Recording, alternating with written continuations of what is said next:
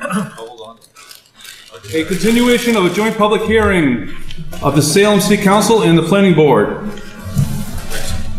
was held in Council Chamber on Thursday, August 15th at 2019 at 7 o'clock p.m. for the purpose of continuing discussion on the following two separate zoning ordinance amendments summarized below. Waive the reading. Thank you. I'm waiting. Notice of this meeting was posted on July 11th, 2019 at 3:05 p.m. Absent were Councilor Peterson. All other councilors are present. Councilor Steve Dibble presided. I'd like to ask the planning board to please introduce themselves as we go down the line, as we did the last time. We're starting at this end. DJ Napolitano. Matt Fripp. Noah Points. Carol Hamilton. Thank you. To simplify so that we have a clear understanding of what's going to happen tonight, this is a continuation of a public hearing. So those that have spoken before in the past, at the last meeting, unless you have something new to add, I think that we're going to ask the people who haven't spoken before, give them time, and then if you have something to add as well, something new to add, because what you've said in the past has already been part of the record and has been deliberated and considered. Only something new I'm going to ask so that we can move the meeting along. But anybody who hasn't spoken before, or if you have something and you have spoken before, to be clear, and you want to say something else, you're absolutely welcome to speak.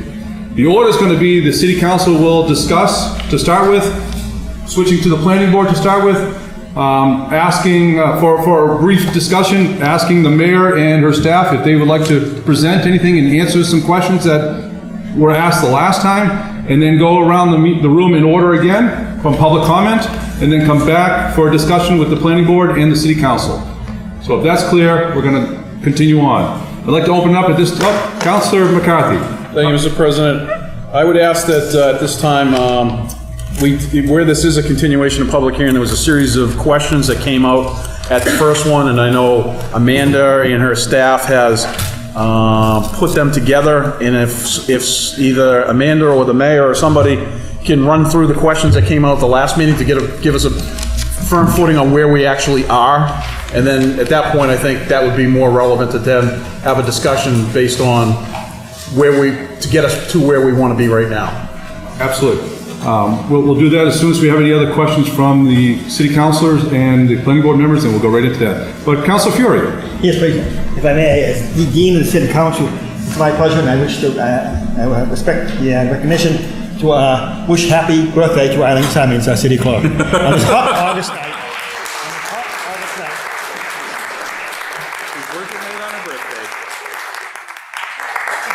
August night, full day of work, normal city clerk, plus choosing ballot position, some of us were seeking office in the election, and then tonight's meeting on your birthday. So we're very lucky to have you in the second oldest city hall active, and it really is active in August, isn't it? Huh? Amazing. And you are a crown jewel. You are number one in the city. When you come into City Hall, room number 1 is the city clerk's office. And to me and to many of us in the city chamber tonight, you are number 1, and we wish you happy birthday, number 1. Thank you.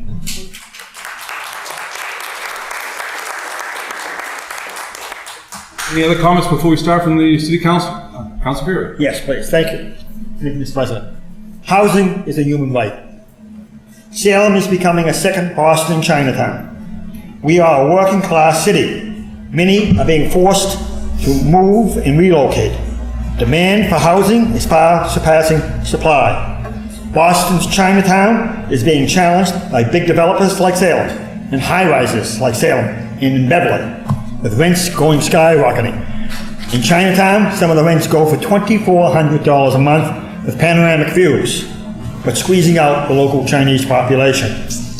Like Boston's Chinatown, Salem's character and identity needs to be protected. Developers need to be part of a solution. We need to keep Salem homeowners in Salem, and this measure tonight will be a catalyst to that. Like Salem, and like Chinatown, Salem is a gateway city. Chinatown is a gateway city and a destination city, like Salem. and a sanctuary city, like Salem. But many cannot afford to live in Salem, working multiple jobs and living week to week on paycheck to paycheck. Tonight is a catalyst for opening up the door for homes as mother-in-law apartments. We have heard heart-wrenching testimony, and we'll hear some tonight, by the public of the urgent need for housing. We, as elected officials, must feel this personal impact of housing. This is just one tool in the toolbox to address the challenging housing market like Chinatown is undergoing.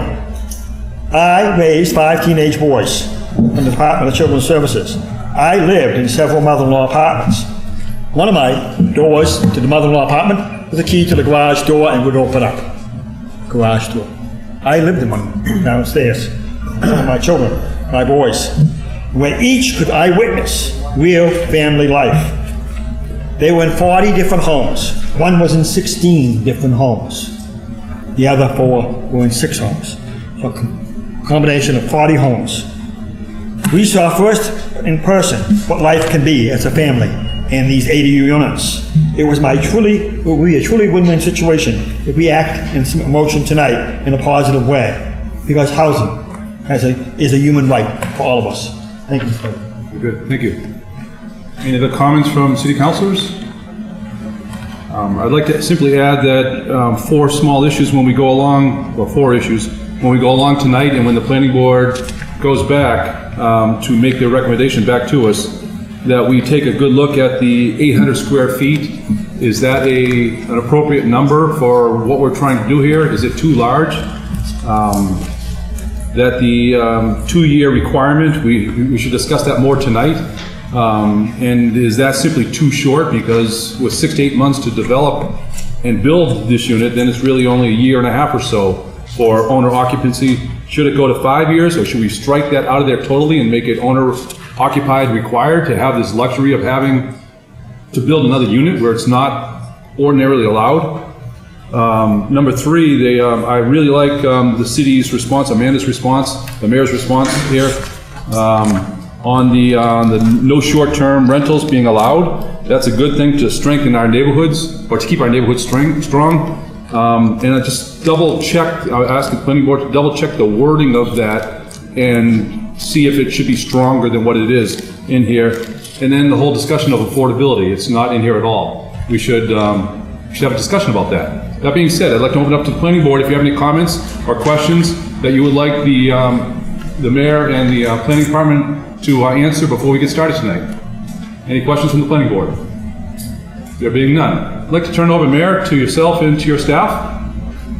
Thank you. I'll ask Amanda to join me up here. And what might be easier, since the last public hearing, for those who are here in the audience who were there at that time, we've worked hard to try and cultivate some of the questions that were raised at the last meeting and provided a memorandum both to city council members and to planning board members that was dated July 31st. And rather than go through it in really finite detail, since you have it before you, and I really want to be conscious that we have a lot of people here and make sure they have an opportunity to speak before we go too long, maybe we can capture some of the key points here and then take questions from the council with respect to any of the items that are on here that you might want additional information or clarification on. So just so folks are clear, the ADU ordinance that we currently have only permits accessory dwelling units in the R1 zone and only allows them for caregivers or family members. Since that ordinance has been in place, and this is covered in the memo, there have been 6 accessory units approved, and you'll see that laid out, 7 accessory units approved. 3 of them were existing units that were just legalized, and 4 of them were new units that were created since the ordinance was put in place. What the proposal before you will do will make accessory dwelling units available to folks who are not relatives or caregivers, and will also allow them in other zones beyond just R1 under some parameters, some of which were mentioned, the 800 square foot requirement, living in the property owner occupied for at least 2 years. And maybe we can count some of those issues early and then again open it up for Q&A, because I think we've done a really good job. I want to thank Amanda and the team in the planning department, including Tom Daniel, for capturing all of sort of the queries and questions and requests for clarification and putting it in this 9-page document. But in the interest of time, I know many of you have read this and may have further questions. Maybe we can just tackle some of the areas that you mentioned, Counselor. The 800 square foot requirement was something that came out of meetings with the Affordable Housing Trust Fund Board. I will say to you, the value system that was used in putting this ordinance together was how do we create opportunities for accessory dwelling units to actually be built and constructed in our community. We weren't starting from a framework of how do we make it really hard to create ADU units in our community. So the 800 square foot methodology was that it would be small enough so that it would still be an accessory to a principal use, but wanting to give some flexibility to enable the uniqueness of our properties in Salem to be utilized. What's a basement? What's an attic? What's a garage?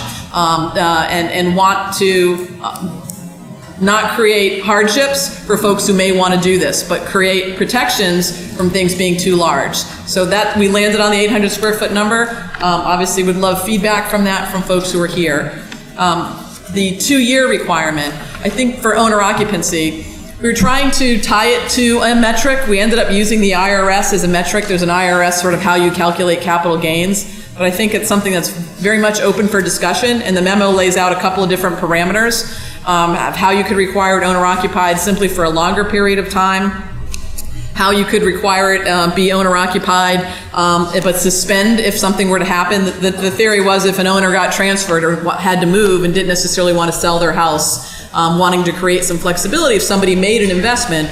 I know there are some folks who think ADUs will be rampant, if with this ordinance passed. That hasn't played out in other communities, and I think some of that's due to the cost. These are not things that are usually able to be done without some investment, so we wanted certainly folks to be able to have some ability to recoup that investment, and that's why you also don't see an affordability restriction. An affordability restriction would frankly be difficult for the city to enforce. What are we tying it to? Is your 800 square foot unit more or less affordable because it's in really good shape or because it's not in great shape? Does it have to do with the quirkiness or size of the unit? So we do know that many ADUs, just based on their size and layouts and attics and basements, and don't typically lend themselves always to, and this the size of the square footage, to super high rents. But people are going to have to invest. It's their property. It would be difficult for us to put an affordable housing requirement on an ADU.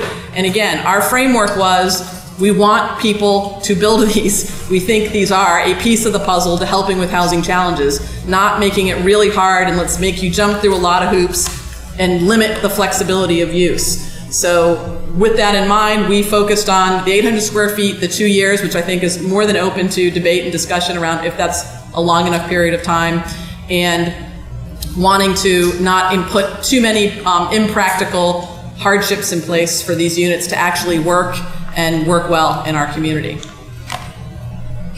Why don't I pause there, because it's a 9-page document, and I think we'd love to clarify further. We talked about parking in this. We talked about why expanding it beyond the R1 zone to R2 and R3 here. We do feel like there's a lot of protections in the R2 and R3 zones, many of which, if you think about the historic districts, have historic district compliance requirements. Many of those properties don't comply with any of the zoning. They're already non-conforming uses, meaning anything you did outside or exterior would have to go before the ZBA in any event. So we feel like there's a lot of protections in those areas. We do currently allow carriage houses to be converted in R2 already, so we didn't feel like it was a really long distance to incorporate R2 in the R3 zone. Again, framework of we actually want to enable these things to be constructed in our community and create a vehicle to do that with some obvious checks and balances in a way that would preclude negative impacts from happening. Thank you.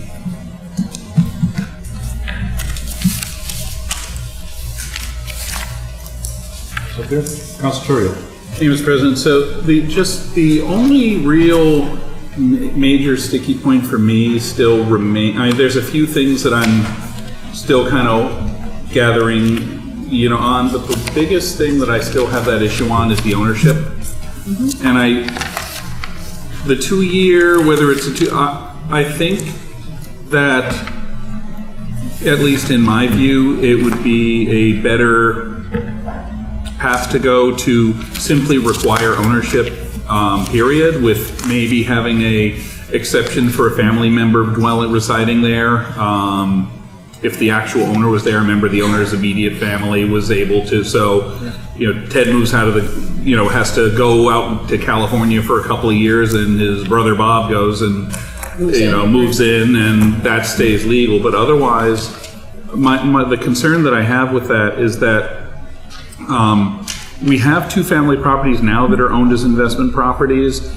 And even if we expire that in a couple of years, or if it's 2 years or 4 years or 5 years, you still down the road, not that there's going to be a ton of these, as you've said, I agree with that, but the concern is that these wind up becoming convenient investment properties, and that, I think, investment property, that has the effect of jacking up prices for rentals, and even if they have commingled utilities and all the like, it's still a property that can be sold or transferred, and or the person moves out of state, retains ownership of it, and now they've got basically a two family investment property, and they don't live in the city anymore. So that's kind of a sticky point for me that I'd like to see us work on. Yeah.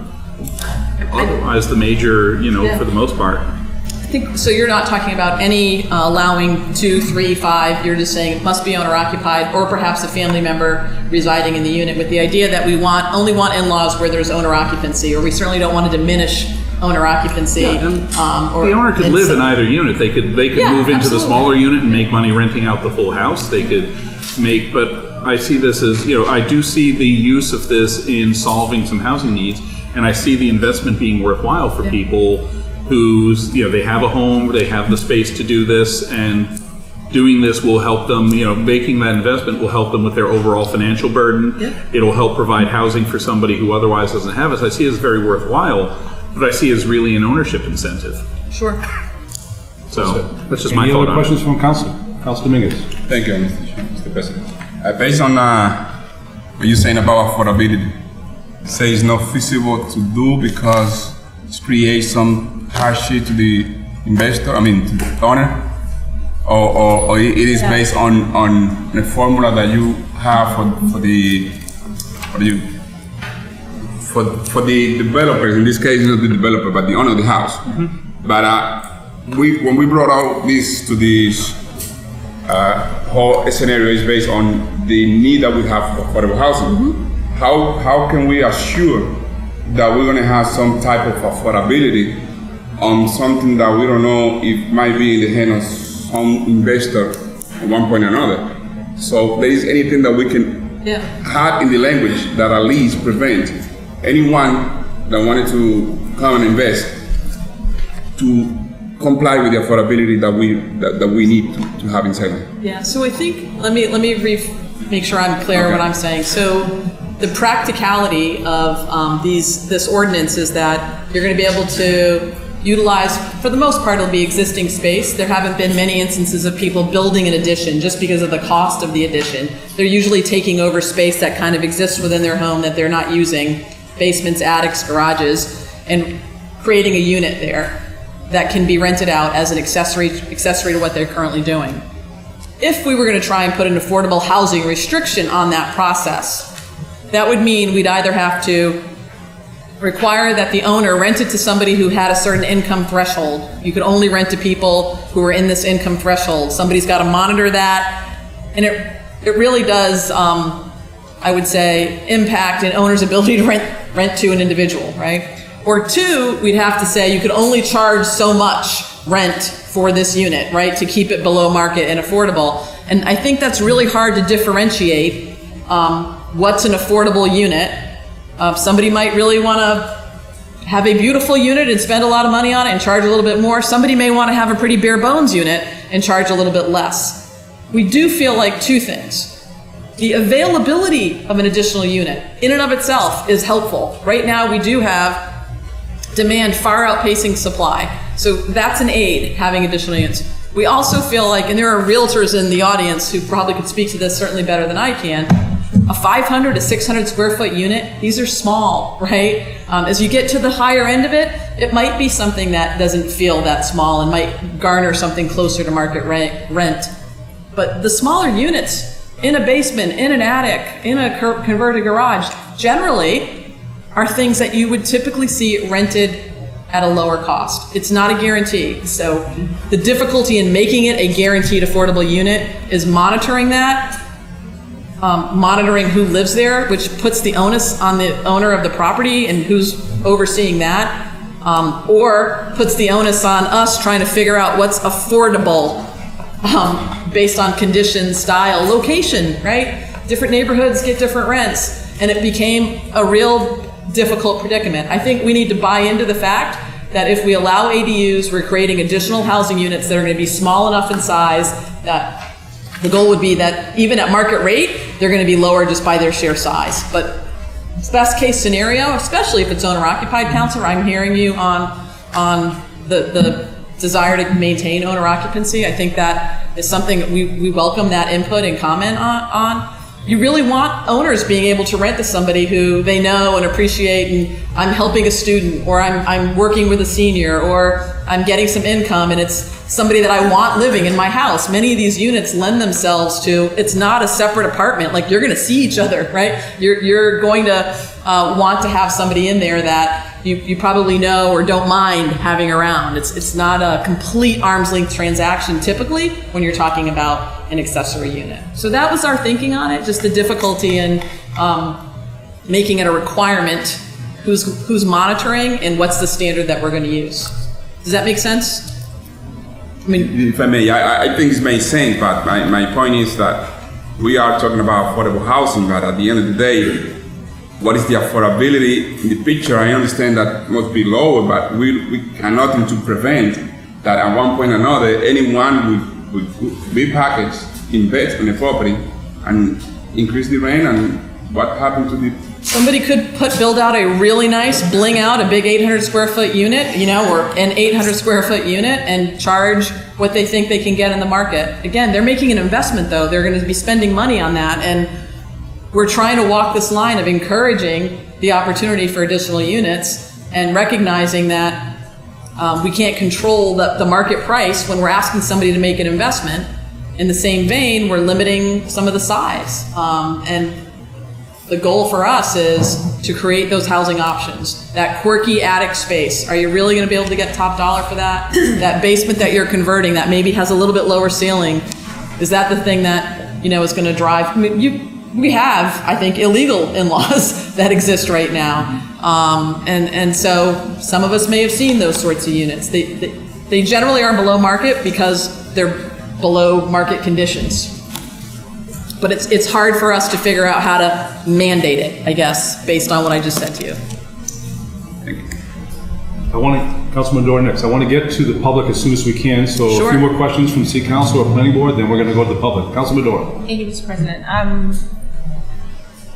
We're getting a lot of feedback about the owner-occupied requirement, and I was wondering if we could change the requirement to, and I'm asking for your thoughts on this, Amanda, you as well. If we change the owner-occupied requirement to the holder of the lease needs to live in either the ADU or the primary unit for the length of the lease, would that make more sense than just requiring owner-occupied? So they have a 1-year lease. I just want to walk that through. The owner needs to live in it for that period of time. Now the owner is no longer there. They get transferred to Seattle. That's our scenario, right? They get transferred to Seattle. What happens to the unit? They either sell the property or they no longer able to rent out the unit. Right? I left to Seattle and I just can't rent it out. And I can rent out I could always rent out my house, I guess, right? If I was living in the accessory dwelling unit.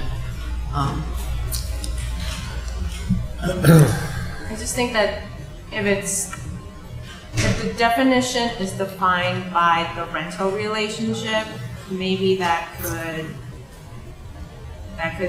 address the concerns about whether the owner occupancy is too broad as a definition.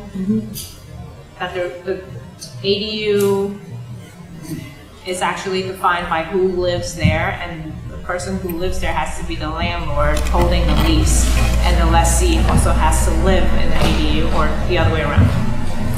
Right, I think you would still run into when the term runs out though, right? Somebody's not there, right? The owner's not there, you still run into the same issue. So I guess I want to be clear, like, I'm not opposed to us saying this needs to be owner occupied. Like, we don't want to create an incentive for people to use multi-units.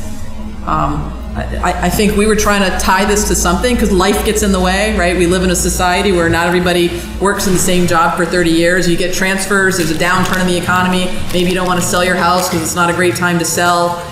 And so we were trying to come up with language. You know, one convert, and I can't remember if we talked about this or not, was you can leave it non-owner occupied for 2 years, right? Like, you get transferred, something happens, or your dad gets sick in Florida and you've just got to go relocate for a while. You can do that for 2 years, but then it's got to come back into an owner occupancy position. You know, again, our frame, as you know, because you were in some of these meetings, our frame was how do we make sure there aren't so many hurdles that people have to jump through where they just don't do it? Because that's not the goal. So I guess my point is maybe we can flip the 2-year requirement, being it has to be owner occupied. We'll give you a 2-year period of time if something happens where you can't be there, but then it's fish or cut bait. Sell it, put a family member in there, you know. Like a grace period? Yeah. Mayor, I think everybody in the room can hear you pretty good and hear myself pretty good because we're elevated a little bit. But when we're sitting down here and the planning board and the city council sitting down here, so we're all comfortable with the air conditioners running, it's tough to hear. I've been signaled by 2 people in the room Speak up? that it's Okay. to speak up. So would everybody please speak up, enunciate? Councilman Madore, why don't you wrap up? Okay, I'm all set. All set? Any other comments from councilors? Okay, planning board, we're gonna go right down the line, right here. So I just have two quick questions. On the current ADUs that have been built by family members existing lot, is there any numbers on how much it costs? Like, does the building department have numbers on how much it costs to actually make one of these units? And if that's something you have to get back to us on, that's fine too, because I have the feeling that people think that there's going to be hundreds of these, like within the first year or 2 of this ordinance going into effect. But I have to imagine this is in the tens of thousands of dollars that it's going to cost to make something like this, or make a unit that is possibly already there, up to code, or to build out a unit in the basement to add an extra means of egress, the proper plumbing, whatever the case may be. So if at some point between now and hoping this gets closed out tonight, go to the planning board, that we could get, hey, on average it costs 25 or whatever the number is, I think it would just be helpful to understand that. And yeah, I looked at, Councilor Dibble, I looked at that information, and the units that are legalized, when a building permit's issued, you have to provide a valuation of what it costs for that construction, and so we can get that data for you. The legalized units do not have a cost because they're already existing units, but we can get it on the 4 units. Not all 4 of those units have building permits, but the ones that do, I looked at, one was in the range of $50,000. I don't recall, but I'll get that data for you. So thank you. So my second point, just to piggyback on that, is I get the argument on owner-occupied issues that are happening. So I would like to make a suggestion in our comments. So currently in R2, R3 zones, you have buildings that are not owner-occupied that people use as investment properties. In R1, you might have some people that own a house that rent it out long-term, but it's probably far and few between compared to what is in an R2 or R3. So in order to see some benefit from this, in order to see these units built, I think not allowing owner-occupied in, say, R2 or R3, or allowing that 2 to 3 years is going to help us get to some of these numbers that we want to see, because these owners or these investment properties have the money to make that investment to make an ADU. My suggestion is I think it would be better off if we said in R1, if you want to build a ADU, that it has to be owner occupied in perpetuity in an R1 district, because most people in an R1 are living there even long-term. So if they build this ADU, it is a long-term investment where they are thinking, I'm going to have this for the long term. And they will most likely, if they decide they're moving, they're not going to keep that house as an investment property, and they're going to try to sell it, and then the next person could have that as their investment and keep it going in perpetuity. So I think to the character of the neighborhood, I've heard that thrown out. I think if we keep R1, say R1 owner occupied for the life of the thing, but R2 and 3 to allow non-owner occupied after a certain period of time, I think that is a benefit to the community, because I don't think somebody who potentially owns a two-family or whatever is, or an owner-occupied building. I don't know how many we have in the city non-owner-occupied buildings, but if they have to move in, they're not going to build one. So how do we do this? Because here's the other thing I've heard: people worried about traffic with all these ADUs. If you're building an ADU, I live in Witchcraft Heights. If you build an ADU in the middle of Witchcraft Heights, and that person is supposedly renting that unit because they don't have the money to pay for a bigger apartment, how do you get to public transportation in the middle of Witchcraft Heights? You're talking about, if you live by Witchcraft Heights School, you're talking at least a 20-minute walk in either direction, at least, to get to some type of public transportation, to get you to work or wherever. So I just think if we have ADUs in R1, they should be perpetuity for,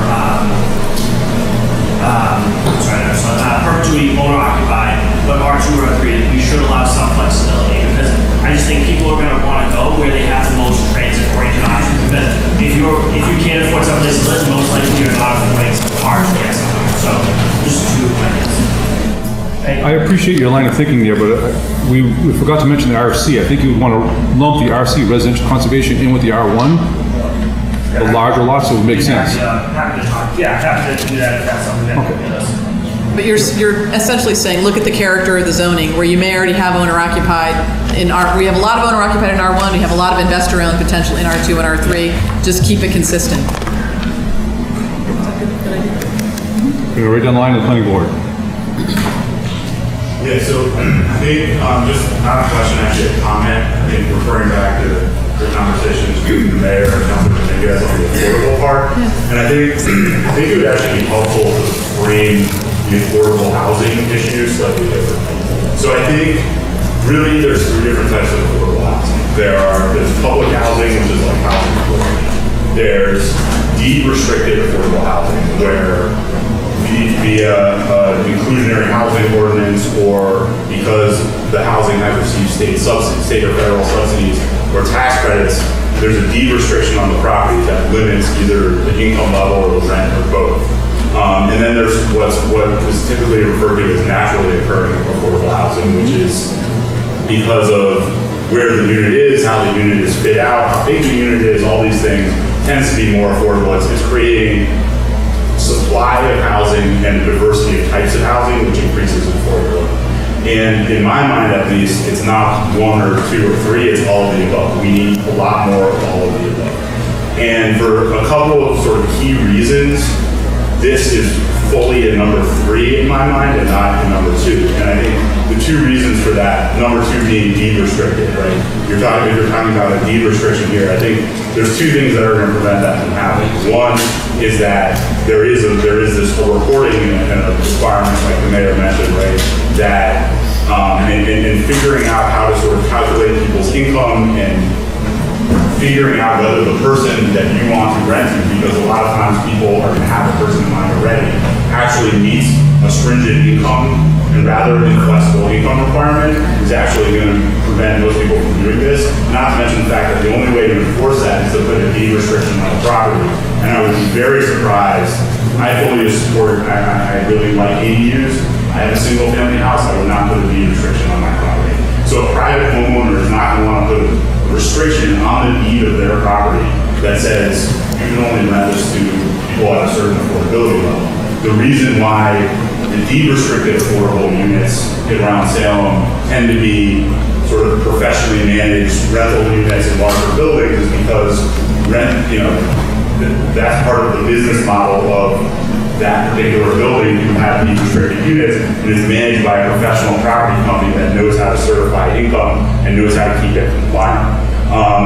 This to me is a number 3 solution, which is you're taking small spaces, like unused pieces of people's property, and creating new typologies, different more diverse housing options, which increases supply, which is what I would call a naturally affordable housing. That's not to say that I know we're going to be talking separately about an inclusionary housing ordinance. That I'm also strongly in favor of. We haven't gotten into the details of that yet, but it's not, this all needs to be in the same thing. This is one type, that's one type, and we need to be chipping away at all these different tools that we have of different types to increase affordable housing across the city. And I think that's how I frame it in my own head, and I think that's a helpful way to frame it, at least if it's useful for other people to think about it that way. Yeah, I mean, I would second everything you just said. If you know how affordable housing works, that makes every little sense. So the other piece I would say, I really think it's wrong to be comparing an ADU as an investment property opportunity. That's not why these types of properties are being built. That's not what people are actually trying to get around the system to do that. And I think there's been a lot of people who are kind of taking the idea of like the Airbnb and thinking that's what people are going to do, which I think they do for many reasons. So please take that out of this equation and stop thinking that people are going to start charging exorbitant rents. If you look at the numbers, we're talking 16, and if you double the average to 30, that's not going to have an impact on the overall rent within our city.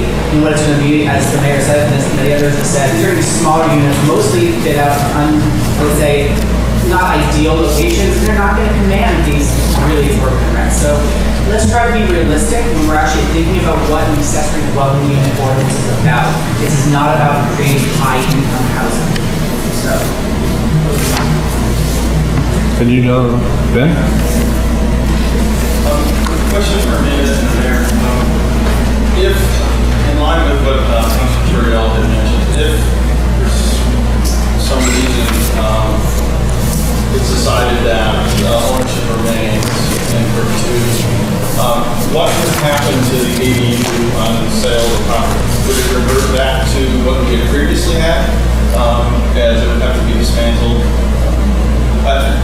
I'm not sure that, have we sort of thought about that? Because in my mind, I like the 2-year limit because that, first of all, there's a couple investment theories there. One is that you're investing in potentially a family member or some other member, and you're making that investment for a certain period of time that they're going to live with. But you're also making an investment for the future of the property. If you're somebody that doesn't have great means, you're investing in a family member or a unit, but you're also investing in the opportunity to sell that property at a higher value because now there's another unit there. If you limit it to owner-occupied only, then I think I'd just like to understand how that would be reverted back, if it was to be reverted back or stay. I'll start, you fill in the real details. I think the goal is to have it be something that can be run with the property. So if you were another owner who bought it, it sold, and you were owner occupied, you would have the benefit of using the accessory and renting it out to whomever you'd like. It's not to make it go away when you sell it, but you'd have to comply with the requirements of the ordinance, which would, in this case, would be owner occupied. Is that? Yeah, the way the ordinance is currently written is the person who pulls the permit, that owner at the time has to occupy the unit for 2 years. Upon sale, it does not have to be owner occupied, but the unit may remain. I laid out some options for the board and city council to consider on page 6 of your memo. I'd actually recommend tweaking that language, so upon sale, that 2 years starts again. So if a new owner buys the property, they have to live there for 2 years in order to use the accessory unit. There's another option that you can consider that was discussed here, and that is a temporary absence. And you can think about that language, but that allows for some flexibility. And then another option is to just expand that time. I really like that option of that upon sale of the property, that there's another couple of years that the owner has to occupy it. I think by limiting it to always being owner occupied, I just feel that the invested dollars aren't realizing the potential that they could, in my mind. So you would essentially step into the shoes of the person who did it, right? You sell it, you step into their shoes, you get those same benefits, right? The next question is, just wanted to sort of tag on to what Noah mentioned, is that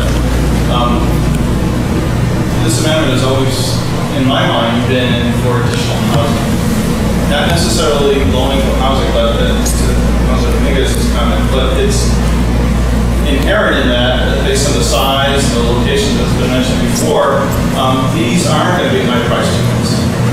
800 square feet is pretty small for a two-bedroom, and I think the idea here in a number of these policy proposals is to provide additional housing in the city of Salem. Housing being the key word. So it's difficult to try to tag on a lot of different options, low-income housing, a lot of different items when there are other things in play that could potentially list them. It specifically includes units. That's all I have to say. Matt, anything? Very good. Okay, at this time, I'd like to open it up to the public, and then we'll have the mayor and the administrator back up. We're going to start at this side of the room, come all the way around. We're going to go right in order, speak for or against. Again, just a reminder, if you've already spoken at part of this public hearing, you'll need to add something new to your conversation. So we're starting right here, coming around the room, and then we'll come to the front after we come around. Okay? When you come up to the microphone, please speak loud because the microphone does not project out into this room, and state your name and address for the record, and please sign, don't sign, just put your name and address on the list. Yes, please. I'm George O'Brien. I live in 5 Locust Street. It's an R1 district. Most of the streets around it are R1. This proposal, I guess, guts the already limited, the already overly cuts the zoning ordinance of the city of Salem. Secondly, the courts in the Commonwealth have long thought of zoning districts as being a property right.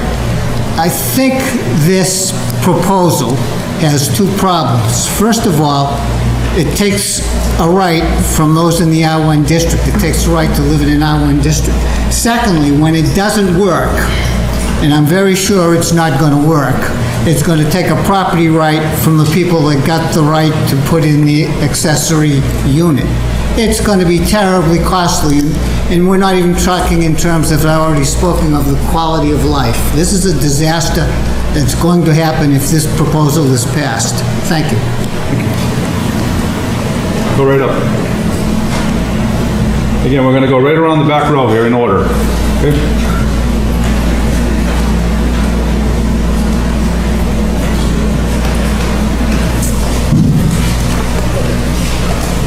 Elizabeth Wolf, 95 Bayview Avenue. I've lived in Salem for 45 years. I worked in Salem for 40 years. I am a retiree of the city of Salem. I'm here to talk about affordability. That was one of the issues that came up in the discussion this evening, was that we're not sure exactly what affordability really means. I can see the improvements to an apartment like this are gonna cost, I'll say, $25,000. And I speak from personal experience in my family when we had to make an additional living unit for a family member. That was what it cost, $25,000. The gentleman lived 3 months in that apartment for $25,000 worth of work. If I'm a retiree from the city of Salem, I can't even afford to put up $25,000 to put an improvement in my house. If I was the least bit interested in having an additional living unit in my home.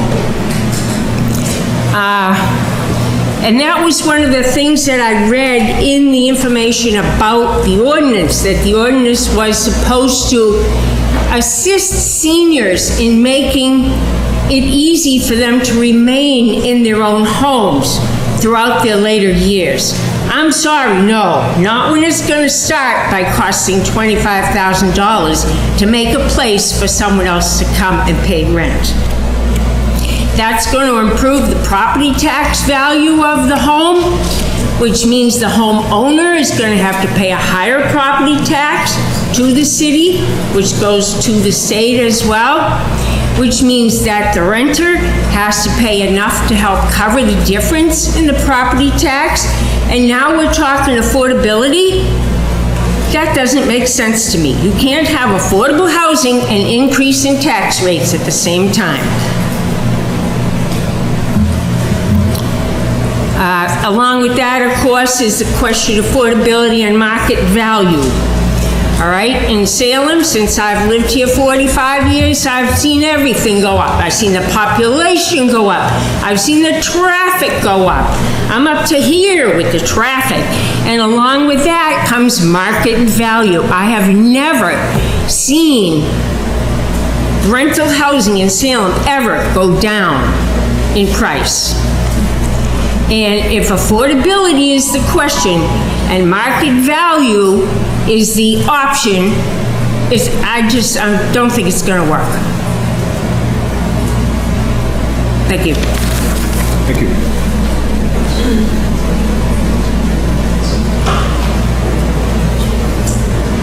Patty Morcillo, 53 Broad Street. Accessory dwelling units can provide needed, lower-cost housing for new graduates, single parents, low-wage service workers, and empty nesters. I want to focus my comments on how this ordinance can have a positive effect on a segment of our population that doesn't get much attention, our seniors. Our society doesn't like to talk about aging, yet every one of us will need to face it at some point. And because we don't want to face our own or our parents' aging, we don't want to build aging-appropriate housing in our communities, because it reminds us that we too will need special accommodations someday. There are empty nesters who want to sell their family home because of maintenance costs, real estate taxes, or simply the size of the home, but can't find appropriate housing in Salem in which to age in place.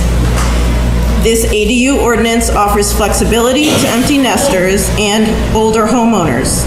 It allows a homeowner to reimagine unused space on their property, whether it's a basement, attic, or garage space, and develop it into a small rental unit.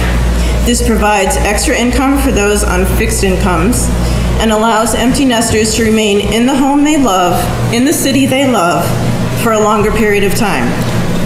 It also allows families to provide an independent living space for grandparents. Think of the benefits to children of living in very close proximity to their grandparents, and the extra support for aging grandparents provided by the family is priceless. This is a win-win situation. As a city, we need to do better to create desirable, affordable, and accessible housing options for our seniors. The ADU ordinance is just one available option, and I urge the council to pass this ordinance. Thank you. Again, if everybody can put their name and address on the list as they're going up, right here, right? We're gonna keep going right down the line. Yep.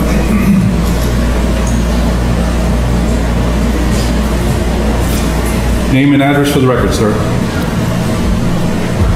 Wolfgang Otten, 3032 Beckford Street. This is owner-occupied. I don't live in the house, but my family lives in the house. My sister-in-law lives in one apartment. It's a two-family house. In the other apartment lives a young couple. They just had a baby. So my daughter goes to Salem State, and I have a lot of space. I have a whole floor who is unused.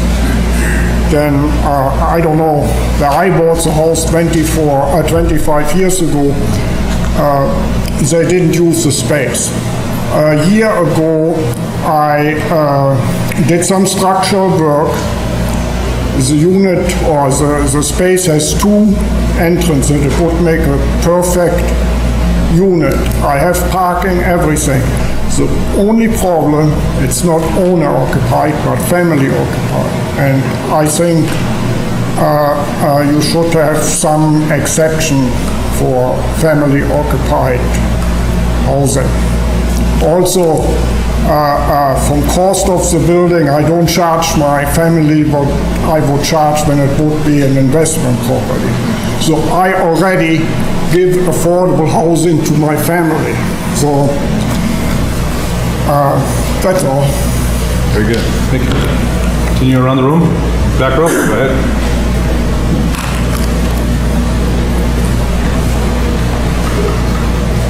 You can come right up to the microphone, it's okay. You can sign in after you speak.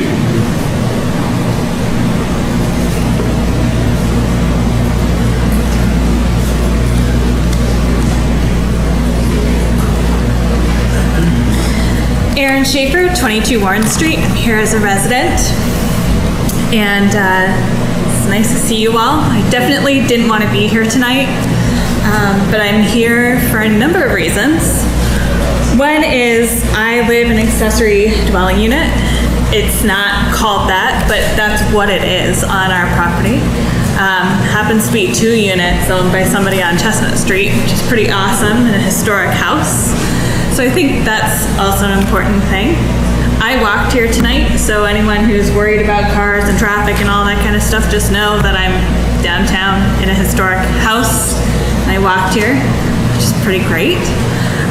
And then from an affordability perspective, thank God we have an awesome landlord who happens to live on the property, who understands that having below market rent means that you get awesome people like us to live in the city for a long period of time and actually be able to take care of the property. So we actually invest in our own property that we rent. We invest in somebody else's property. So I think those are key components as well.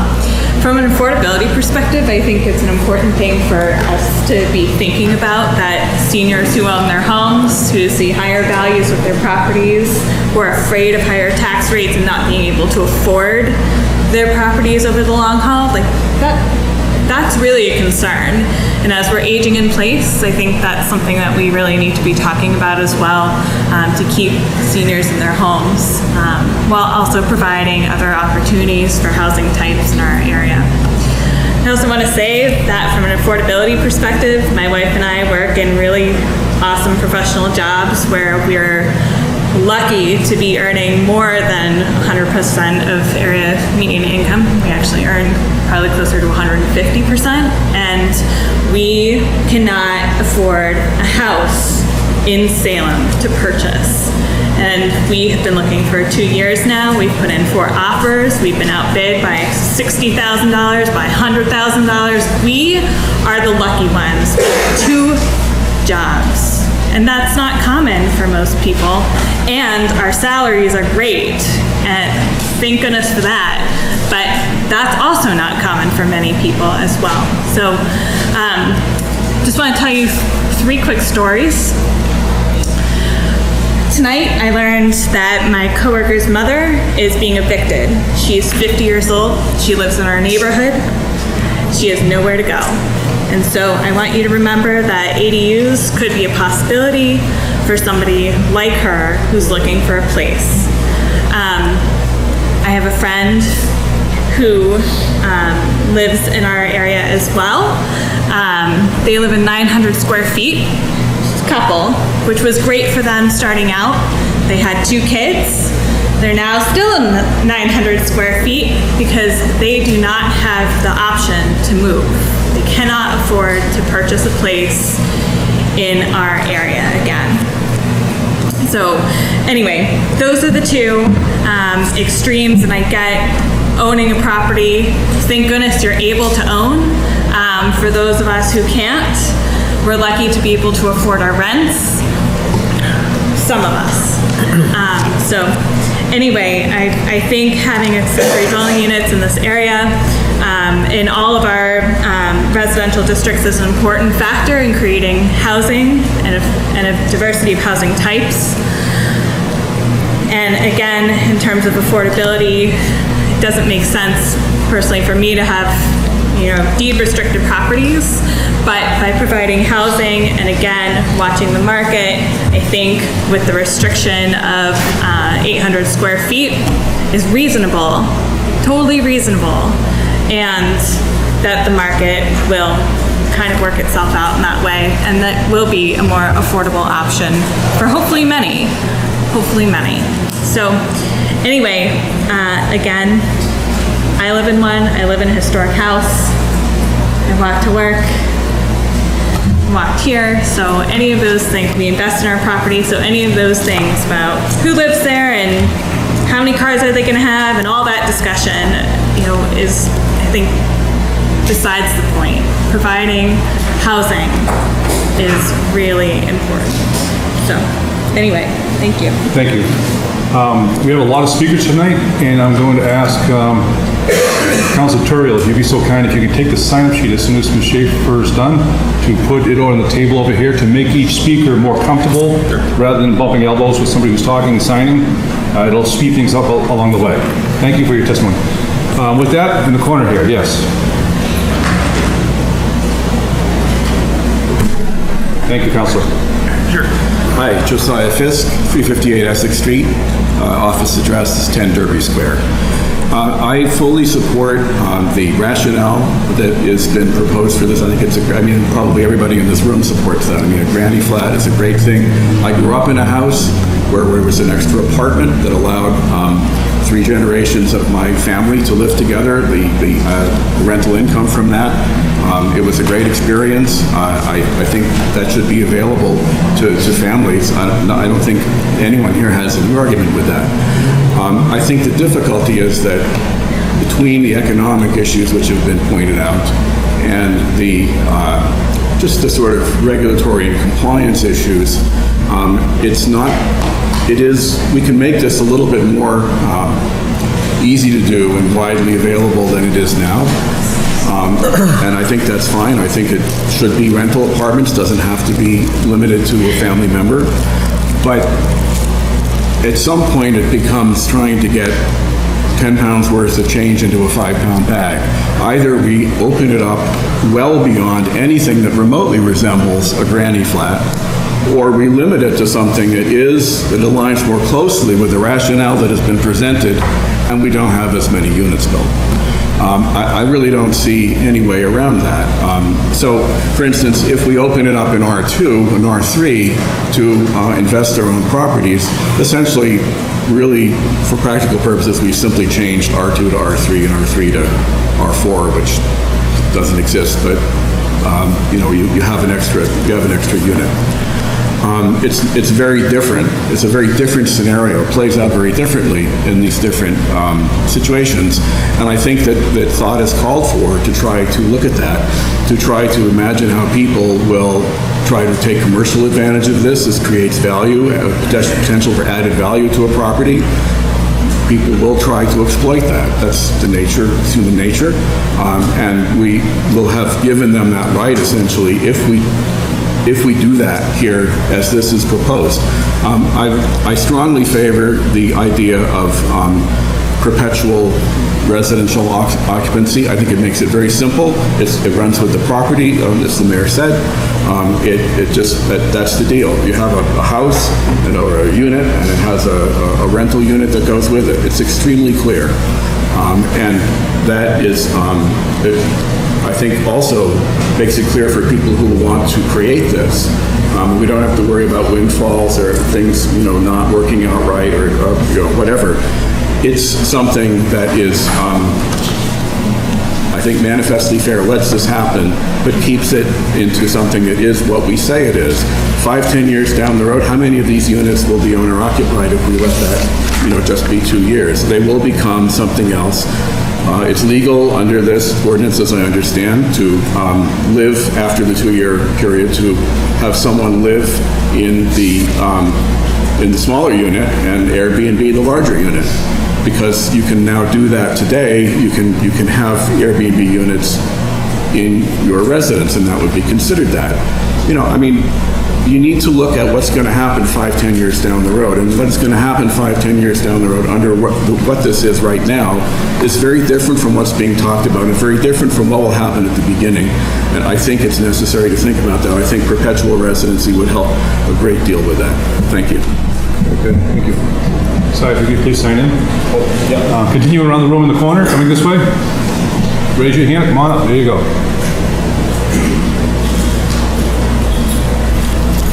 Thank you, Mr. President. George Carey, 112 Bayview Ave in Salem. And I'm also an employer and have 2 businesses in town. I also, thank you. I also support this proposal, and I don't always agree with the mayor, but I really do agree with the mayor on this one. And I think it really is about affordability. I think it is about workplace housing. I think really it's about, I do think it impacts and could help seniors. It's about keeping our own children, our own young adults, and this generation that is losing hope and feeling like there isn't a good future for them. I think this helps them stay in town. As an employer, having a business here now for over 20 years, most of my employees live in town. That is not the case today, and that is due to affordability. Now, when that employee comes to work, they're now driving on our access roads. They're on 114, they're on 1A, they're coming over the Beverly Bridge. That is adding to much more traffic. I think we have to do something. I thought that was very eloquently. This is one of many legs in the stool that we have to do to solve this. This is a nationwide crisis, nothing less. It's something that's taking hope away from our young people. And I'm very, very concerned about it. And we need to be, I think there's been a lot of discussion. I think it's very, very good that we do debate this, that we do listen to different opinions on this. And we look at, poke holes through it. And I think it does need more than light of day. And address the concerns that really are there. But I do see it even impacting seniors in a positive way. I do agree that $25,000 may be a lot for a senior. That's a very good point. $25,000 on a 10-year loan at 4.5% is $259. That senior could recoup that investment and still make some money to keep that senior in that house. Certainly knowing the Housing Authority's list of seniors wanting to live in our senior housing is only going to grow. Keeping them in their own homes is their first choice and where they'd rather be. I think this is real important. I know if there's a lot to think about this, it is very complex, but I would say as an employer and as a resident in town, I like it as one of the tools to help address this affordability problem. Doing nothing will not help. I think we need to have a plan. If the council has ideas to tweak it or to improve it, I would embrace that. But as a resident in town, as an employer, I think we really, really need to do something about this sooner than later, as this has been building. It certainly is. Salem is a great city where we can live, work, and play, but we need to address this affordability issue. And we're losing our younger people that don't have the economic power yet to stay in town or to make an impact. And we lose them, it's just not good. I think it's bad for families. I think it's bad for seniors that are being forced to sell. And I think it's certainly for employers, we need to have that. We would much rather prefer our employees be here. And they will walk 10 minutes. They will, it does indeed get them off the access roads, off the highway to come to work. Thank you. Good, thank you. Continuing around the room, George. Anybody back here? Right here, sure.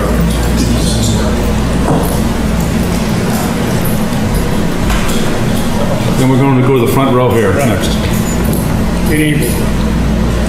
Steve Kapantas, 23A and 23 Wisteria Street. Josh, could you write my name down for me? Appreciate it. For those of you that know me, you might be surprised when I lead with, I'm in favor of ADUs.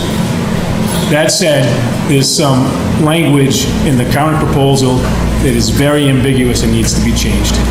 I listened to the mayor this evening and agree that there is no way for the city to dictate what they get rented for or who they get rented to.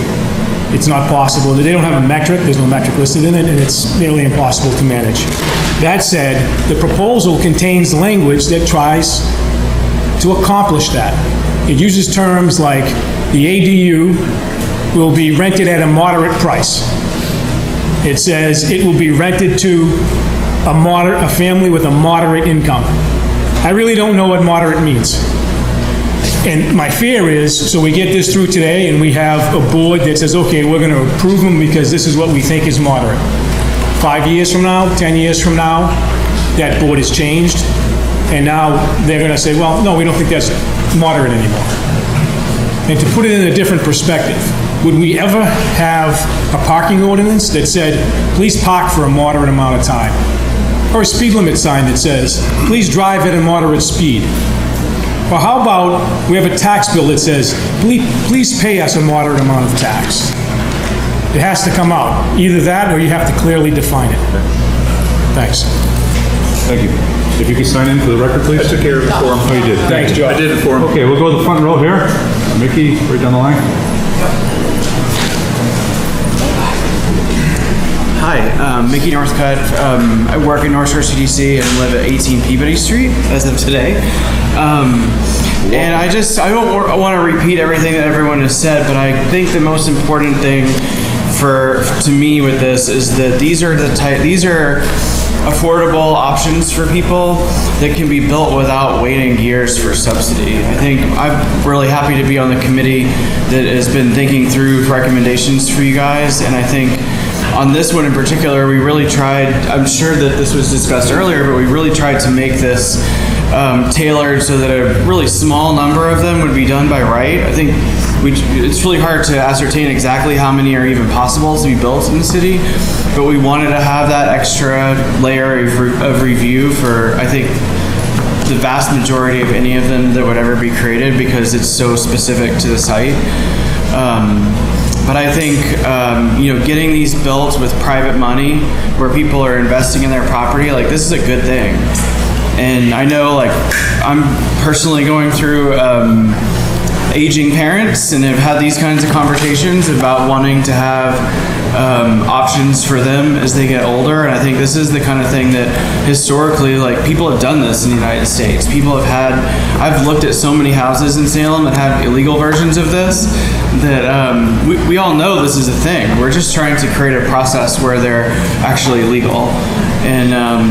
And I think finally there are a good number of folks, and like my mother is a good example of this. She would not qualify for the type of affordable housing that North Shore CDC provides because if you have for example, like a retirement, certain assets can prevent you from getting into affordable housing, but she also can't afford rent in Salem if she were to move here for a one-bedroom apartment. And these are really great apartments for people like that who are starting off or in their older years that may not qualify or may not have the time to wait 10 years for public housing. These are just really good extra unrestricted options that lend themselves so well to people who otherwise, like, people end up just leaving the community.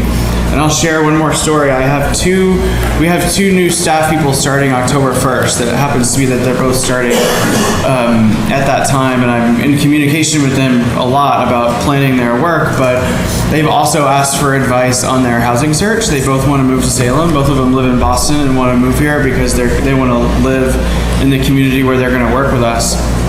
And both of them I think they assumed because it was Salem that it would be quite a bit less expensive. And I think I've seen them go from that to like the shock to dealing with the circumstances and trying to find even a roommate situation is really expensive for them. And these are people who are professionals making good solid salaries, but they're nowhere near what it takes to live alone. And this is happening daily. So I just think, please consider doing some version of this.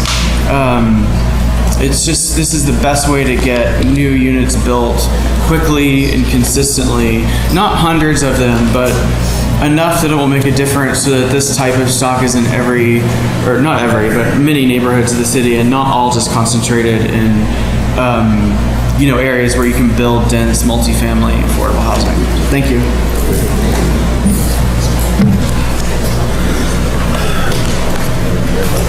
Hi, my name is David Friedberg. I live at 57 Britannia Circle. I'm a realtor and I've been doing so for 40 years. And I am very much in support of the ADU. And everything I'm going to say today is very different than other things that I've said before and different than what my colleague will say later. First of all, Mr. Fury said that there's a character in this community. There's a character everywhere. There's one in the back bay, and you can go there. They restrict everything that goes on in the front of the buildings on certain streets. There are other areas, for instance, in the Fenway, and they've made a mess out of that, in my opinion, because you said $2,400 for an apartment. You could barely get a studio for $2,400, and there's no view of maybe another building, maybe the street. You hear it. But back in Salem, the character that you would be able to preserve, because it would have to go through the planning board, it would have to potentially, in certain circumstances, go before the ZBA, you will have an opportunity to keep character when they have to go and get permits. Yes, if they take care of something in a basement, don't do an addition, don't change the windows or the roof line, that is going to contain what the character is. So I am in support because of that. Affordability. Mr. Carey did speak about that, and I had this in my notes. If it were not $25, but $50,000 to do a renovation to create a unit. And maybe that's not even enough in certain circumstances, depends on the quality. $50,000 at 5%. 5% is $2,500. It's $200 and change per month. Taxes going up, not a problem, because if the rent is only $800, and if you're looking at even $400, that is going to be the expense for your mortgage, your taxes, and any other utilities, you are more than going to make a coverage and have a positive cash flow. For an elderly person, just as George Carey said before, if they can be educated, those who want to stay in their home are going to have an opportunity to learn that they can get money. And Salem 5, where I bank, and I also bank elsewhere in the community, they are more than happy to get money out there and do a good thing for the community. And so they're going to help educate, and the city can help educate and get the banks involved and say, you know what, come on in. You've got equity in your home. You've been here for 40 years. Maybe you have no mortgage, maybe you have a small mortgage, but if they only have to spend $200 a month, and in the case of somebody who had 3 months that is $25,000 good enough for 3 months, there's income opportunity, and it is a good investment because when it does sell, it is going to be worth more money. So I think there are great opportunities there too. Added taxes, obviously a good situation there too. R1. R1 is a single family zone. It is not a two-family zone. An ADU, make it an ADU and keep it in perpetuity. I'm a realtor. I should say, well, 2 years. Keep it 2 years, and then you sell it, and then somebody else can sort of have a two-family. No, owner-occupied. If I live next to somebody who has an Airbnb, I'm not thrilled if they're going to have the wrong kind of people. If I have what is almost like a two-family with people coming and going, at least an owner-occupied is going to care enough, I hope, that they're going to keep things down and the police are not going to get called in and worse. So I'm against that 2-year requirement. And deed restriction, too difficult, too complicated, and I don't think there's enough inspection capability or whatever you would call it to take care of that. Decommissioning it when selling? No, same thing. It's there. If it's not going to be, if it can't be used for Airbnb, which might even be an opportunity that the council could look at, that would be a help too. The idea of elderly coming in and people living there. I have a neighbor who had to move recently. It was a total shock to me. I really like them. They had to sell their townhouse next door to me. They had to buy a property in Marblehead, 1-floor living, because they had to take in the mother/mother-in-law. I don't know what they spent to do it, but they're doing it because they need to be there as the caregiver for the parent. In effect, that could create an ADU, but I think that Salem is open to it and I think it's a great opportunity, even if it becomes a rental unit. I think that if there's an ADU, like a two-family, the investment opportunity, which I will call it an investment opportunity, means that there will be income for someone who can't afford Salem. But when there's income, suddenly, the young couple who has just enough to put down, if there's another income that's available, they will be able to come in and afford the mortgage and the taxes, and I think that that's very helpful. So I think a consideration for bringing in people who are of lesser means and make Salem affordable, because there is ADU, is a good thing. Opportunity for taking illegal apartments in Brookline, where I used to work. They used to call them in-laws, and there was an amnesty period. It allowed the city to go in and make sure that there was an opportunity to see if it was up to code. They said, don't worry about it, we want those units. They need units too. Expensive community. You're talking about affordability here. Talk about what it is there. Everything's relative, but it really did help.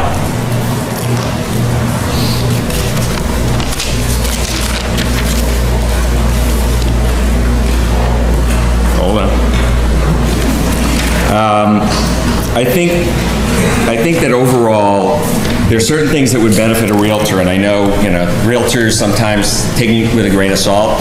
All we're looking for, and I've said this before, but not at the last meeting, we want to sell for a lot more money because we get a commission. The commission we get is a percentage. It's a small percentage. Every $10,000 more is not a lot of money. I'm looking for a community that I live in to be a better one, to attract a variety of people. It's what I've grown up with. It's what I want. I bought a house in the Willows recently. It's 640 square feet. It's a house. I'm renovating it. I'm going to have to rent it, but when I downsize, I'm going to be able to move to that and sell the other place. 646 square feet, 800 square feet, it's a lot if you do it right. And even if it's only a one bedroom, which mine is, you can get somebody to move into a house who could afford it. And I know $2,400 is a lot of money. Cynthia will speak to what the rents are in town because she knows it better than I do. Thank you for your time. Thank you for listening. Thank you. We've got everybody on this side. Did we miss anybody on this side of the room? Okay, let's start right here, last row. He just came in, I know he's pretty important. No. I would like to just hear what his comments were. Okay, we're going to continue around the back of the room here. Okay. So my name is Gary Gill, Ward 3. As I've been out knocking on doors recently down in the Willows area, I had lunch down there with out-of-town guests that said that they should have bought a house here in Salem 5 years ago. When we were sitting there having lunch, a lady that I know that I met through the Chamber of Commerce here in Salem several years ago when I was part of the Farmers Market Committee in the very beginning, she came up to me with her mother that is 92 years old. She's moving from Marblehead, trying to find a location in Salem. And she came up to me, she says, "I'm so concerned, Gigi, because my mother is not doing well. We would like to take care of her in our home with the help of the units that we're talking about for in-laws or family members." So she said, "I hope all of this nonsense comes to an end soon before she passes away, to try to see if they can have their grandmother be in the household to babysit and help take care of the kids and be around the family." She said, "Please try to tell my story and try to let them know that within," this is her quote, not mine, "I will deliver it the way she said to deliver it." For the city council people who are here now, new ones and old ones, for the last several years have done nothing. I will repeat that again, has done nothing for this situation in the city of Salem, Massachusetts for the last 30 years for veterans or senior housing. She said that has brought us to this place where we are right now in a dilemma where 6 of you can make a decision and the other half cannot. I'm very concerned where this is going now. I'm so sick of hearing about it, so sick of coming to these meetings. But in all, we have to try to stay above it all. We have to try to rise above it all and come to an agreement where the affordable is part of the package. I really like what Noah said. I've known Noah since he's moved to this town. Every meeting I've ever been in that he's talked publicly, he's a great guy. Great ideas, and I like what he said. The affordability has to be the biggest part of this whole thing. And saying that you're going to make it 10% affordable, there's no more affordable. It came out of this room once before, the $800 rents that are supposed to be affordable, they're no longer existing. It's $1,000 at the highest for low income people. But when you go to rent a new facility that's been done over, a 1-bedroom, 2-bedroom, they're starting at $14.95. And that's a small square foot bedroom that you can barely fit a queen size bed in. So what I'm saying is somebody has to make a change to make this go through and to make everybody agree on the affordable housing. And then stop asking for the 10% and be aggressive for who you are in your seats here representing the city of Salem and ask for 20, 40, or 60%. I really like what Robert said last time when we were in here having this discussion. Gary, if I may, just to point out that we're not discussing the MROD zoning here or the 10%. That's not before us here tonight. I know, We're but talking about I'm saying what I'm saying, and you're not going to stop me. I'm not getting off track. I'm not asking you to All right, stop. but I'm just listen, clarifying that. when he said the 80%, let's start at 80% and work down. I think that that was a really good. It's not before us here tonight. That's not I don't this issue. care that it's not here tonight. The 80% and work down. Stop with the 10%. Thank you. Next. Hi everyone, Jeff Swartz of 23 High Street, and tonight I'll be speaking on behalf of the Salem Chamber of Commerce and our support for the ADU. Salem and the North Shore needs more housing options, and accessory dwelling units are one of the many ways that can be considered to help increase Salem's supply of affordable housing. And ADUs can effectively improve the affordability of housing for both homeowners and renters at all stages in their lives. They help to maximize the use of existing public infrastructure and services and reduce the pressure on open space and farmlands from sprawling development. The improvements to the existing housing stock will increase the full and fair cash value of all the properties, resulting in the city gaining additional tax revenue. Salem's businesses benefit from accessory apartments as they provide moderately priced accommodation for employees, and increasing housing stock and housing options directly affects worker attraction and retention. And by having more people that both live and work in Salem, like myself, we can address traffic and parking issues as well, which has a direct impact on our environment. In conclusion, the Salem Chamber believes that the new ordinance is needed to create the opportunity to add small and moderately priced housing to Salem's housing stock, and that the criteria included in the ordinance, such as on-site parking, a size limitation over 800 square feet requires a special permit, dimensional requirements, and no net loss of trees are all fair and workable proposals. Thanks so much. You know, back row. Andy Knapp, 23 Linden Street, Ward 5. At the last hearing, which I watched on the video, I heard some really heartfelt and really heartwarming endorsements of this proposed ordinance based on people's experience. I'm thinking particularly of Mr. Cohen and Ms. Zato. I've heard some others tonight, and I am completely in sympathy with the motivations for this ordinance. And I hope that whatever comes out of this process, that the units that are created will be used for those lofty purposes. What I'm concerned about is the ordinance as written, I think, does not do enough to prevent uses by people whose motivations are not so benign, let me say. Let me just, for context, the part of Linden Street that I live in, the 2-block area where my house is, I live in a single-family house. There are 11 total single-family houses, 11 two-family houses, and roughly 10 or 11 houses that range from 3 to 5 units. This is an R2 district, so that tells you something about the current state of R2, at least in my neighborhood. If I had an elderly relative that could move into an ADU, I would be very interested in doing this. If I had children that needed to come back here for some reason, my children are grown, but if they had their own children and needed to hang out for a while, I would be very interested in doing this.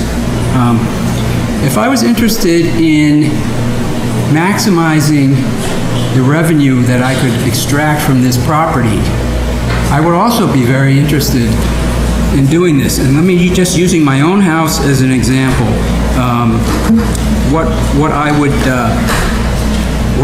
I think looking at this ordinance. First of all, the ordinance has 5 stated purposes. Only one of them, purpose E, which is to permit the owner to construct a unit, is guaranteed to actually happen. The rest are hopes. They're wonderful hopes, and I share those hopes. But they're not required in any way by the ordinance, as other people have said. And there's really no way to predict, I think, what will happen. So the requirements, there's one requirement that I feel is too weak, and there's 3 that I feel are, I'll just go through them. So the one that is the top of my list is the owner occupancy requirement. I can't read the current language in any other way than to say that after 2 years, or maybe only a year and a half, because you only have to have established a primary residence for 6 months to fulfill a year's worth of owner occupancy. So maybe after 18 months, that property becomes a 2-unit rental property. And if I wanted to rent that property, what I would do, because of my location near Salem State, is I would move out of the entire property. I would put 5 or 6 students into the main unit. I would put 3 or 4 students into the accessory unit. I would charge them all, I don't know what students are paying for rent, but something like $400, $600, whatever the market would bear. I would be recouping my investment very quickly, and once that was done, I would have a nice revenue stream to finance the next chapter in my life. Now, my property does not fulfill the parking requirements, but the parking requirements apply unless otherwise waived. And if you look at the waiver requirements, there are many. I mean, the parking, the trees, the 800 square feet, all of these can be waived. And it doesn't look like it's that difficult to make a case that they could be waived. So in my case, I would say, well, these students are going to be walking to Salem State. We have plenty of off-street parking in the neighborhood. It's close to public transportation, including the Salem State shuttles. If I did put in more parking, I would have to sacrifice the green space in my lawn, and that would be my argument. And if that was successful, that's fine. All of those students would have cars, because apparently every student at Salem State has a car because they need to get to their jobs. And their visiting boyfriends and girlfriends would have cars, and they would be parking on the street. All of those. Character of the neighborhood just changed. 2 longtime Salem residents are no longer living there. None of the purposes of the ordinance would be fulfilled in that scenario. And in the interest of time, I won't go on and on, except to say that it looks to me also that I have concerns about the enforcement capability for all of this. Short-term rentals are prohibited. I wonder if that's really enforceable. I've just seen so many instances of illegal short-term rentals that I wonder about that. And even if you're caught, the termination process, apparently, if you, within 2 weeks, write a letter saying, I'm sorry, I won't do that again, then you're off the hook.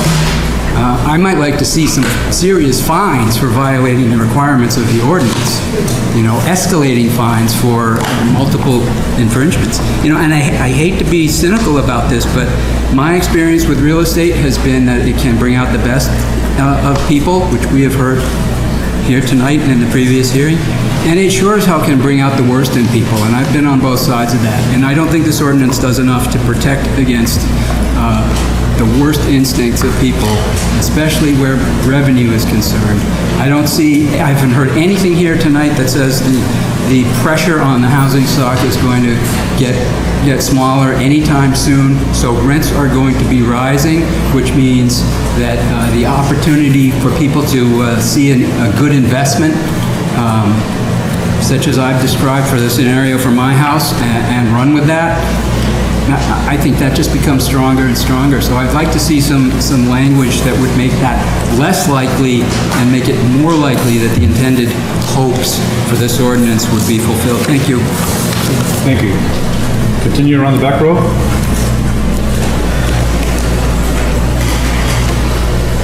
Hello. Did you just get hotter in here? I think I watched everyone start going like this. I'm Cheryl Rafuse. I live at 84 Barstow. When I moved to Salem 5 years ago, the pickings were honestly already kind of slim for someone who just graduated, I couldn't afford to live right in Boston, so Salem was a really good option for me at the time. And I also love it here. But I managed to find a studio that was a couple hundred square feet and had a ladder up to where my bed was over near the Common for $850. And I saw on my lease that the landlord had crossed out $650, and it was really painful because I was just fresh out of college and had no money, and I was like, cool, $850 a month, I can do that. And now I look back at that and I'm like, dang, I never should have moved. That was an amazing property for Salem. And now I'm watching my friends, my colleagues live in situations where they have several roommates, where they're looking begrudgingly outside of Salem, even though they work here and have lived here, because there's just nowhere to live. So when I hear something like accessory dwelling units, potentially becoming more prevalent in Salem, those are the kind of apartments that yes, it's amazing for folks who can age in place and all that. I'm totally behind that, but it's also really good for renters like myself who maybe can't even afford the 2 bedrooms that exist. The average costs of a 1 bedroom or a studio are above $1,000 now. And for someone who works, in downtown in the service industry, that's already really hard. So even if it's not tons and tons of units, you should see Craigslist and Zillow right now for this market. There's nothing there. There's 2 places, and every single person you talk to looking for apartments has already contacted that landlord. So I mean, even adding a few more units will help. So diversity in housing is really important, and I think this would help a lot. Thanks. Thank you.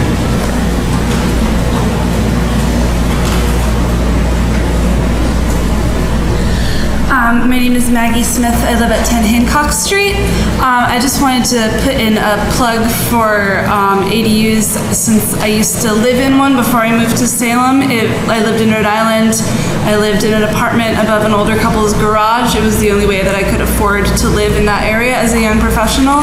And I think that one thing that is a possibility with these kinds of units is the kind of community that it can build. It obviously wouldn't happen only depending on the people who are living in this space, but the couple whose house I lived in, they had me over for dinner regularly. I would mow their lawn for them because they were older. They would feed my cat while I was away. And it was really, a connection that I was able to form in an area where I didn't know a lot of people. And I think that I've read studies about the benefits of kind of the convergence of the older population and the younger population, and the benefit that that has even just psychologically and communally on those different demographics, which I think is definitely a possibility in bringing more of these kinds of units into our community. And also to echo what Cheryl said, currently when I moved to Salem 4 years ago, I was lucky enough to find an apartment that's well below market rate, and I can never move if I want to stay pretty much in this part of the state. And even, it sounds like there aren't that many ADUs in Salem right now. Even if there weren't that many, even if there were maybe 3 that were considered, lower rent or lower income, that might not do a lot to alleviate the housing burden of Salem as a whole, but it makes a huge difference for the 2 or 3 or however many families or individuals who are able to move into those units who might not otherwise be able to move into Salem. So I think that it can only benefit our community to be able to push this through and make it happen. Thank you. Thank you. Then we're going to go down the back row, and then we'll hit the table, and then the bench in the front third. Zachary Nix, 8 Glendale Street. Living in Salem, renting in Salem is only affordable at around 4 to 5 tenants. The apartment that we're in right now became less and less affordable as the rent was increased hundreds of dollars a year. We were there for 3 years, and we decided to move out, and after searching for apartments for 6 months, I had to pick up a second job in April, and since May I have worked 7 days a week in order to afford the new apartment, which will be a 2-bedroom apartment in Salem. Having an alternate living situation and having a more diverse units would be extremely beneficial to those of us in the community who would rather not work 7 days a week and not be able to experience what Salem actually does have to offer other than walking to and from work, both jobs, 60, 70 hours a week. So this is just a push in favor of moving forward with these units. Thank you. Thank you. Coming down the corner. Sir?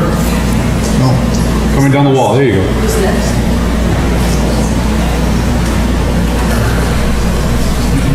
Hi, my name is Alice Merkel. I'm at 28A Federal Street, Unit 2, and I have spoken before in favor of this ADU ordinance, and I'd like to speak in favor of the language in it also. I'm comfortable with the 2-year marker for owner-occupied, and also I advocate for affordable housing, and I see this as a really good step forward. It's going to take many steps forward to address that, but this is a step forward to provide more affordable housing units in Salem. I'm fine with the fact that there's no language specifically to hit the marker for that because of the points made. There's with the size and the configuration of these units, they're going to tend to be lower priced. And most people who have an accessory dwelling unit, they're having somebody in their home or attached to their home, and usually have someone in mind to rent it that they know, like a friend's niece or a student they know, or an elderly that they feel comfortable with, and that will inhibit the ability for them to have somebody that they're comfortable in their home. And also, I ask the chamber respectfully to not add extra hurdles so that people can utilize this option and not make it too difficult for people to utilize this. Thank you. In the back row here. There you go.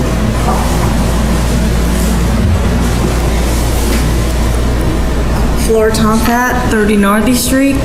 So I do have a 20-something-year-old that is professional, has a good paying job, and she has compared and found that it is more costly, prohibitive to live in Salem rather than Brooklyn, New York.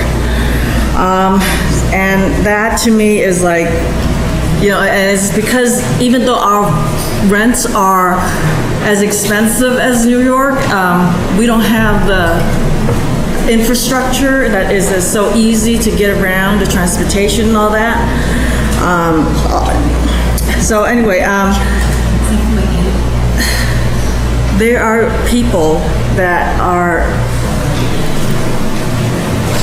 one rent increase away from being homeless, having to uproot their children, move, from their schools, from their neighborhoods.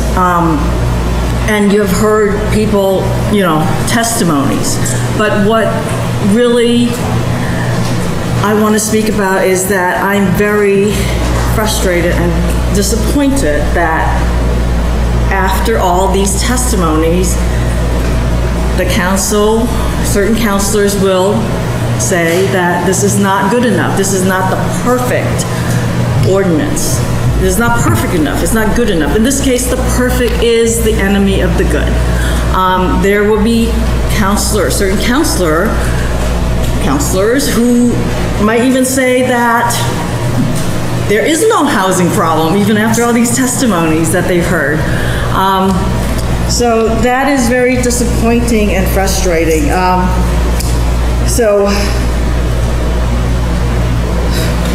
just wanted to say something. So we are imperfect human beings, and in this case, even An imperfect execution such as the passage of this imperfect ordinance would be preferable outcome to doing nothing at all. Thank you. Thank you. Back row. Continue now. There you go. Good evening, everyone. First of all, I want to say thank you, President Dibble, for yielding the floor to all of us. I've never been part of this process before. I've been the person seeking the housing, being discriminated against, and feel very passionate about this topic. Thank you, councilors. If I can ask everyone. you to state your name and Oh, address I'm for the sorry. record. Melissa Faulkner, 209 North Street, Salem, of course. And thank you to the building department. I've been listening to all your concerns. So many things I wanted to say. A lot of you have already addressed them. I'm for accessible and affordable housing, especially for elderly and veterans. And I disagree that we shouldn't put some form of rent control given the sheer greed of some people. Just look at rent prices as is. What would stop a landlord from redeveloping a high-end studio? Also, it's a great concern that ADUs could hurt property owners such as the elderly. Definitely want to address that concern. Thank you for bringing up the remortgaging and the equity and the payments. And the expenses to develop the units. Could we possibly look at a tax incentive for the landlords? I mean, after all, we're creating affordable housing. Don't we all care about that? You know, my family lived in 600 square feet for a year and a half after I left an abusive marriage. 5 kids, 2 kids under the age of 5. My options were thin.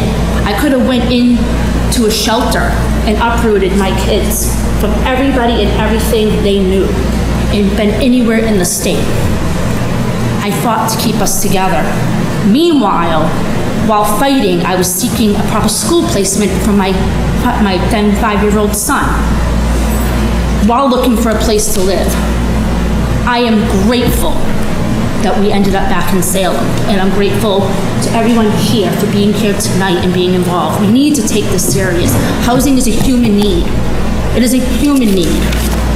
And if you knew the struggle of some people, such as myself, by all accounts, I should not even be running for councilor at large. I work 8, sometimes 12 hours a day. I can't come to all the meetings, but I listen to them on my computer because this is personal. I am the face, I am the voice of the people that are struggling out there. As I don't qualify for food stamps, and working so many hours, I can't even go to the food pantry. Yes, I visit the food pantry every once in a while to feed my children, to take care of what I need to. We need to start having some empathy and compassion and understanding. We don't have a housing crisis. We have an affordable housing crisis. People like me matter. The elderly, the disabled. When I had the opportunity to be an assistant campaign manager and social outreach coordinator for Michael Maloney, that's a long story in itself, and I will be happy to share that with you. Pretty amazing story. Do you know how many homeless veterans I hugged on the streets of Boston? How many of you would do that? How many of you actually, should I say, care? We have homeless veterans here. They go to war, they fight, they sacrifice everything. What are we doing for them? What are we teaching our youth when their families are broken up? For whatever reason, and they can't even, they watching their moms struggle. I have 2 older boys, thankfully, and I'll wrap it up in a second, sorry. Thankfully, that when things got tough, they stood up and they manned up. William Edward Faulkner just turned 19 August 13th. Tyler Valagier just turned 21 August 14th. Some of you commented on my post. I have 5 kids. I also have 2 children with epilepsy as well. So where I'm living currently, this affects me personally. There's an attic space, 600 square feet. My landlord is a Malden firefighter and wants to legally develop that space. And he wants to rent it at a reasonable rent to my 2 older boys, who now deserve to step into that next phase of their lives as men, but not be so far away, because we've become so closely knitted as a family. And my oldest son, who has a traumatic brain injury, who is so independent because I raised him that way. He was also born with Hirschsprung disease and other issues. He is strong, and he is a fighter. He doesn't want to be that far away from his mother. So this ordinance, now my landlord just bought the property a few months ago. So the 2-year mark, really? Come on, seriously? Like, why? Let's do case by case. Let's look at the situation at hand. Shall we be reasonable? I think so. This ordinance could provide my boys the life that they need and still have the connections with us. And the love of my life moved in 2 weeks ago. He's a union carpenter. And I'm all for unions, by the way. I think they're great. And there's 9 of us living in a 3-bedroom right now. Now granted, I lived in 600 square feet for a year and a half with 6 of us. But why can't we move forward with this and provide my family and other families the opportunity? Also, are any of you aware that there's students sleeping in their car at the college? Any of you aware? I'm going to be doing a story on it. It's time. We're all here because we care, right? We have different opinions. We have different thoughts. So let's get together and let's write them down. And I propose that everybody's thoughts are taken, looking at, and we find a compromise, right? Like, why can't we? Instead of going back and forth and arguing and bickering, I suggest we look at all the concerns and modify this ordinance accordingly to ensure it's fair, it fairly and represents owners and renters equally. Thank you. Back row? Yep, we're gonna go, yep, there. Thank you, Jeff.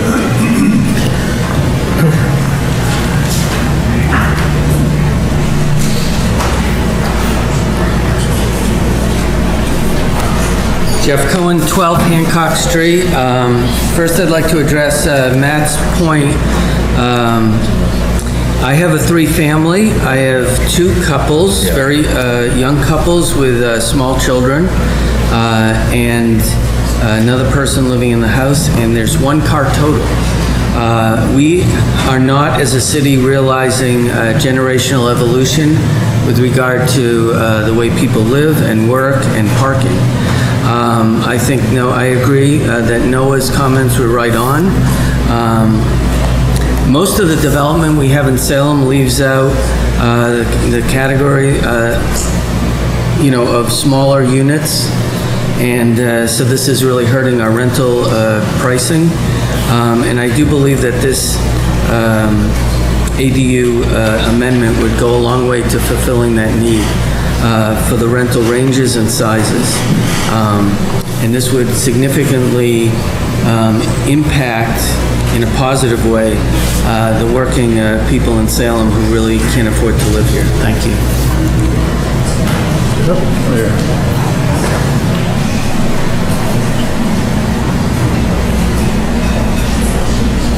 Good evening, everyone.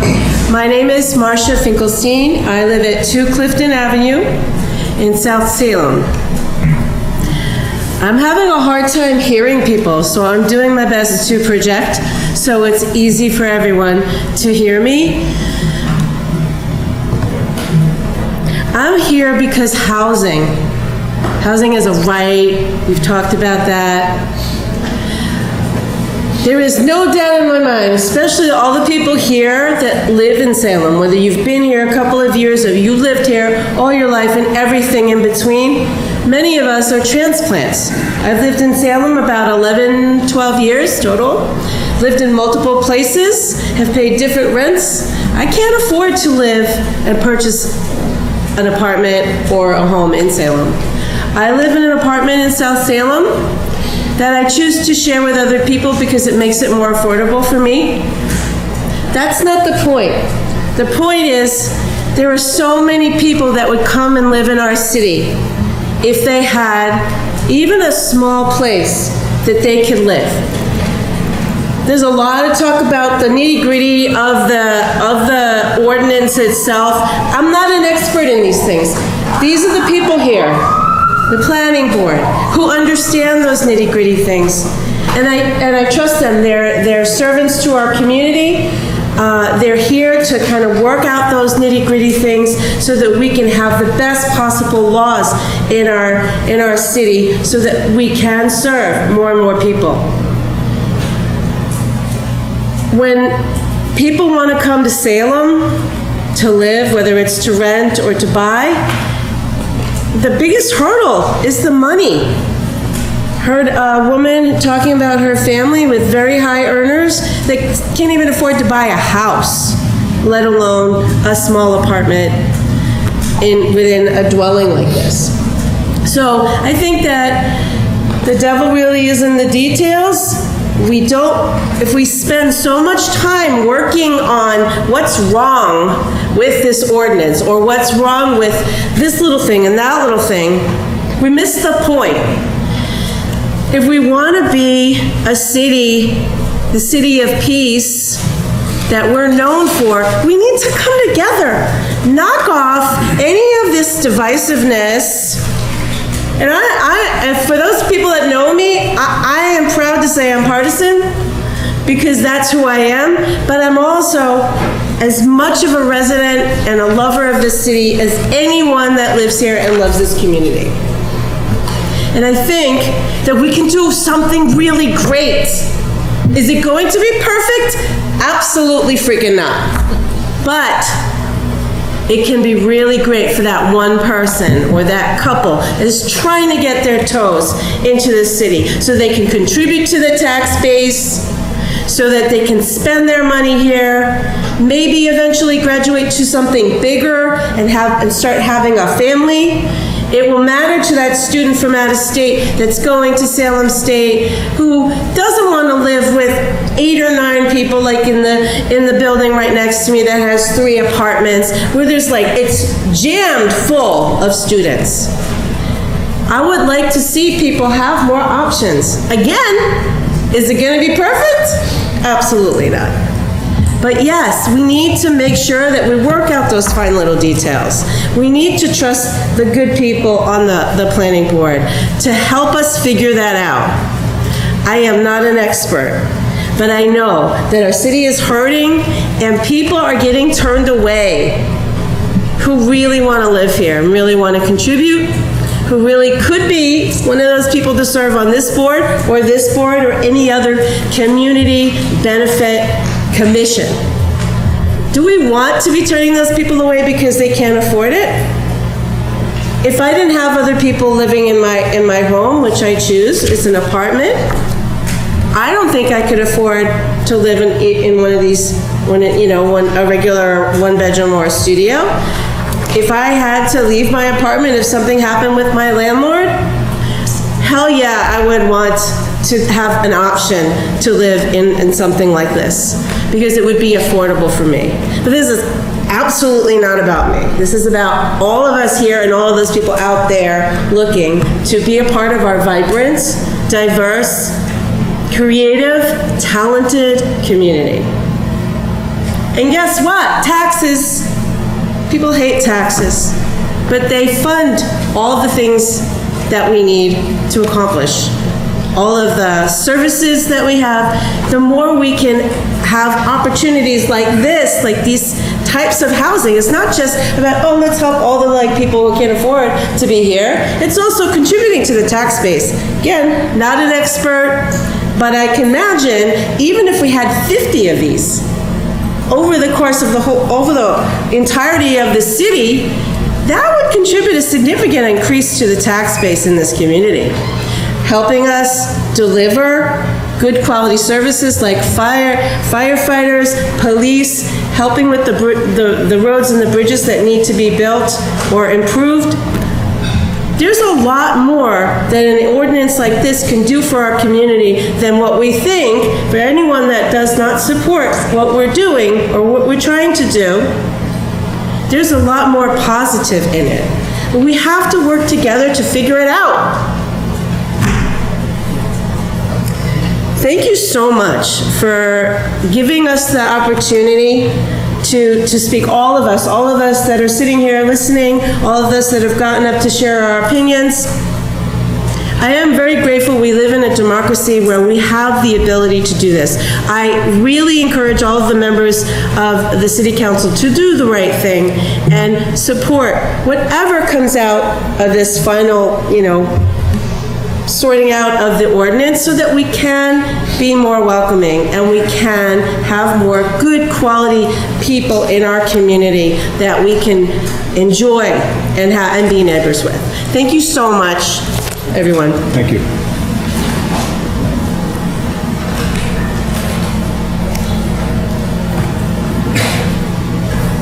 Good evening, councilors, guests. My name is John Boris. I live at 5 Bedford Street in Salem, Mass. And I fully support the mayor's proposal before the council and urge the councilors to support and let's get going with it. I am very experienced in homeless families, etc., as a lot of you know. And just this afternoon at the farmer's market, which is, to quote my wife, your entertainment for the week, I was approached by 3 different families, of which now I have appointments with tomorrow morning to see if I can help them get affordable housing, and it's absolutely endless. I swear, I've never seen, and I'm probably the oldest guy in the room here, I'm 80 years old now, and I've never seen anything like it, and it's getting worse and worse and worse. So please, go forward with this. Thank you. Thank you.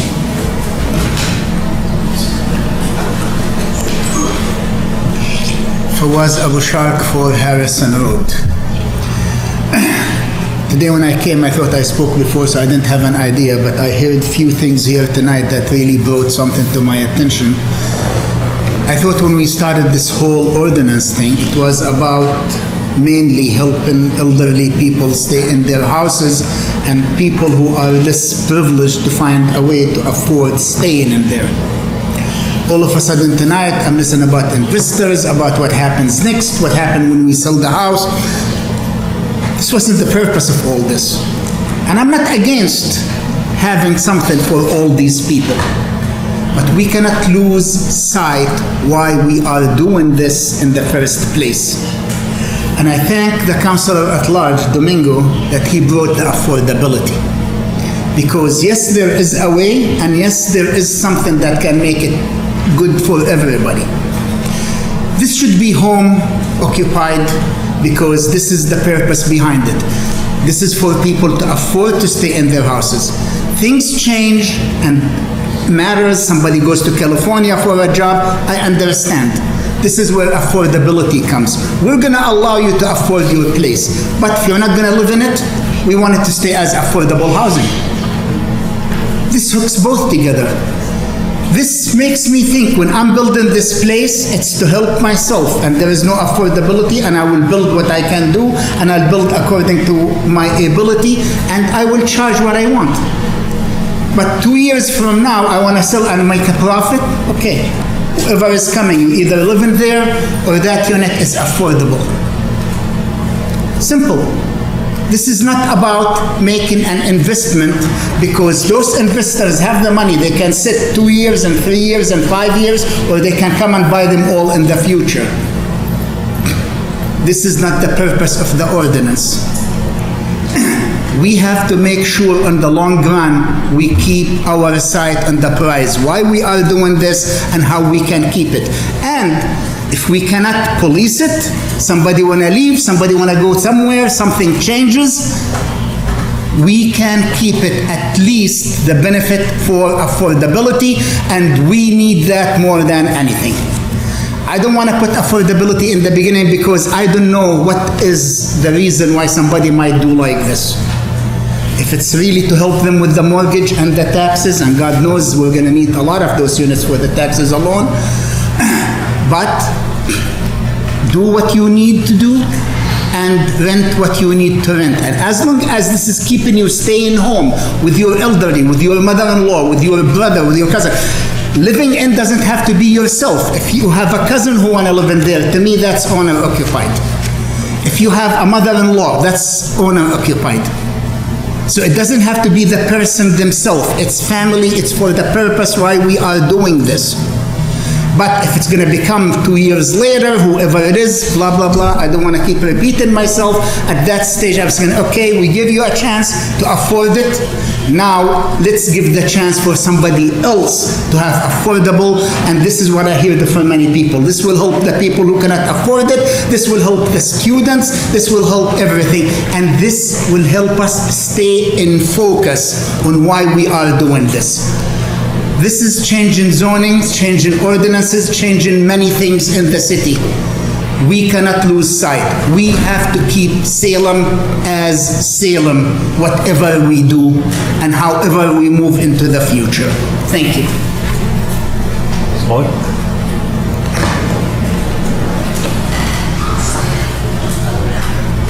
Holly Wilbert, 7 Cedar Street. For those of you who received an email from me but didn't have time to read it, I'm just going to quickly emphasize that I think one of the things that we're not understanding is the kinds of property we have in our city. We have just under 5,000 properties that are R1, single families. The next largest categories is condos, just shy of 4,400 units. Condo associations are not going to add ADUs. I think we thought when we started this conversation that R2s was the next biggest category, and while condos are probably in the R2s, condo associations are not going to change their legal documents, their voting procedures, their percentage weightings, all the hurdles that they have to allow the creation of an ADU. I think we have to think about, if this is going to work, how you incentivize your target, which is seniors, to create an ADU. And maybe that means for seniors who are doing this, they get a property tax exemption or some kind of amnesty period so that they see this as a more affordable thing to grapple with. There are just over 1,500 two-families in Salem.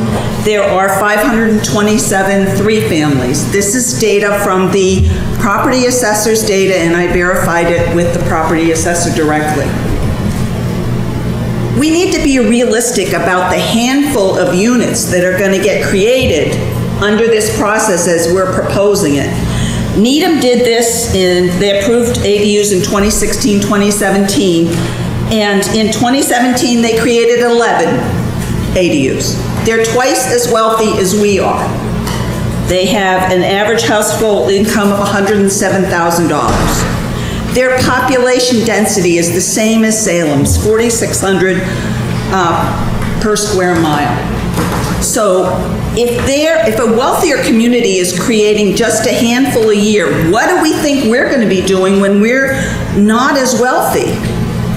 I think we need to think about how we're going to make this more attractive for people to grapple with, because I don't think it's attractive enough now. And candidly, folks, when a developer, non-owner occupied applicant goes before the Zoning Board of Appeals and takes 17 units of apartments off the market, assessed at over $3.5 million, we are kidding ourselves if we don't think property speculation is what's happening in Salem. The building next door to me on Cedar Street was purchased by a developer for $350,000. It had 3 units of apartments. Each of those apartments turned into a condo at $350,000, and I now live next door to a building that's over $1 million in value. This is happening across the city. This is our reality. If we're not figuring out how the economics of this aren't going to be gamed, we're going to find ourselves very sorry that we didn't see this coming down the highway at us. Speculation is rampant. I would urge you to think about some of the things that we grapple with that are realities. In our dense neighborhoods, having more on-street parking is not going to be a pretty thing. Even though these are a handful of units, on your street, if that means that there is one more car, when we have not enough snow emergency capacity as it is, that's one of our realities. So the mission of this city is to grapple with these details so that we don't paint ourselves into a corner and in 5 years say, gee, we wish we'd thought collectively about that. And so property taxes, the realities of quality of life, and incentivizing people to create these units when they're going to be expensive to create, and people will fear rising property taxes as an inevitable punishment for having done this. Thank you.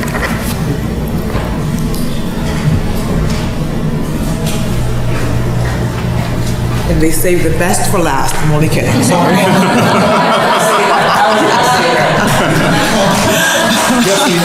Thank you. Thank you. Thank you. We'd count on you, Rose. Would you please sit over this side at our next hearing so you can go first? No. That's my seat. Got it done.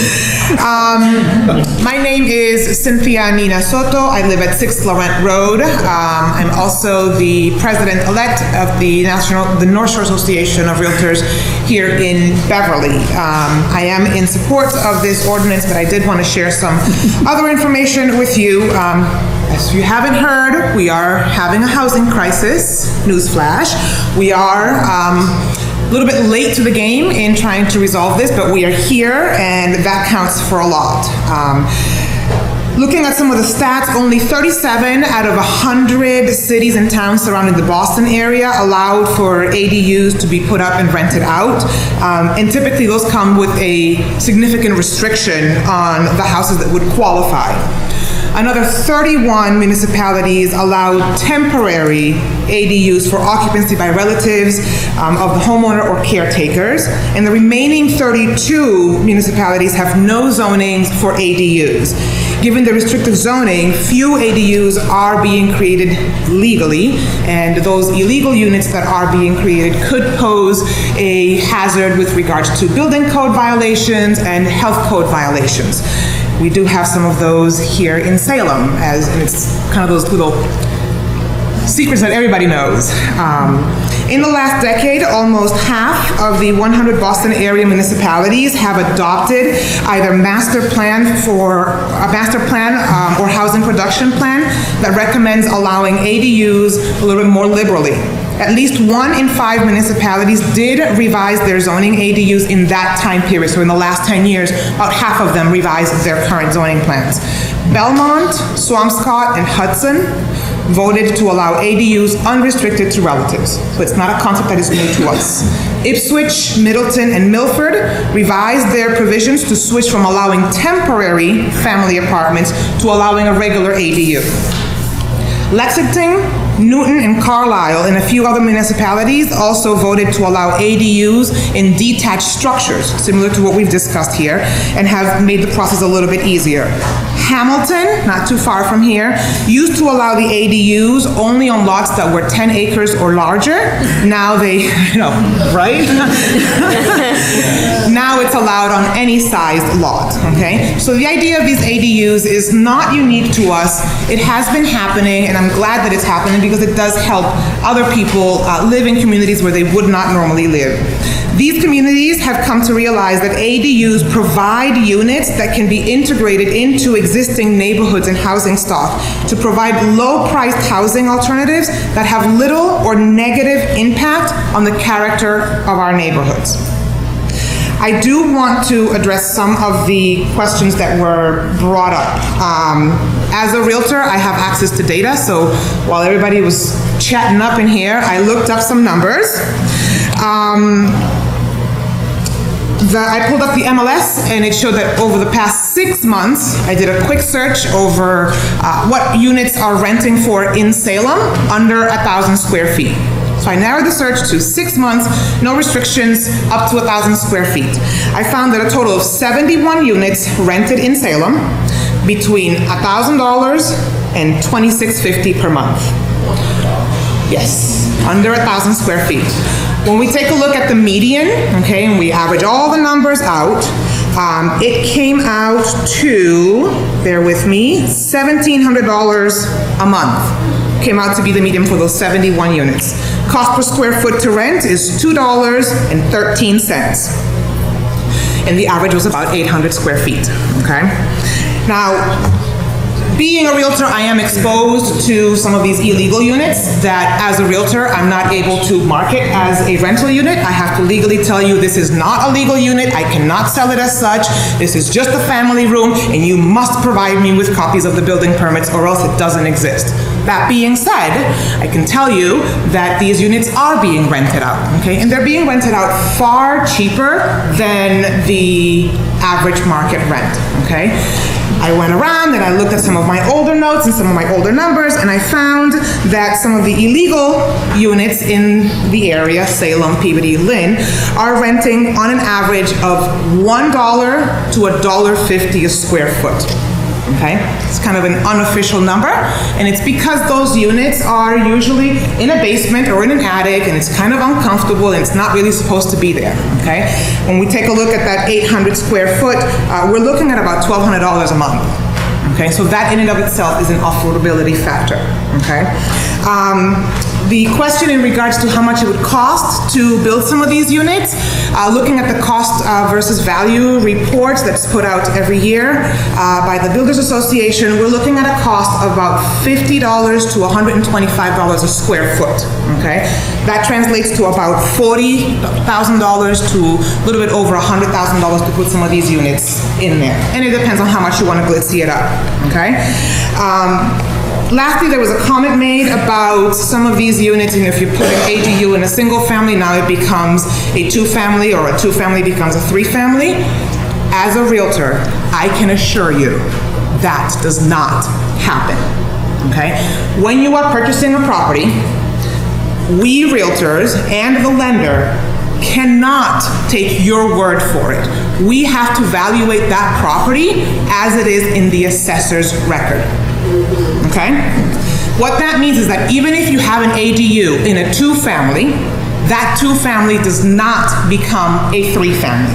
It is a two-family with an in-law. And when that rent is being calculated for your mortgage approval, they're taking the rent for the two rental units, not for the ADU. Okay? So the fear that some of these properties will become three families or four families or whatever, it could happen, I guess. I mean, they'd have to go through a whole process to ensure that they meet all of these city ordinance and requirements, but it's not going to happen automatically, okay? But I want to say that because I like to speak truth to numbers. So, that being said, I believe that ADUs are a common sense approach to adding infill housing, even more so in the context of our existing housing crisis. And I look forward to your adoption of this. Thank you, and you all may go home now.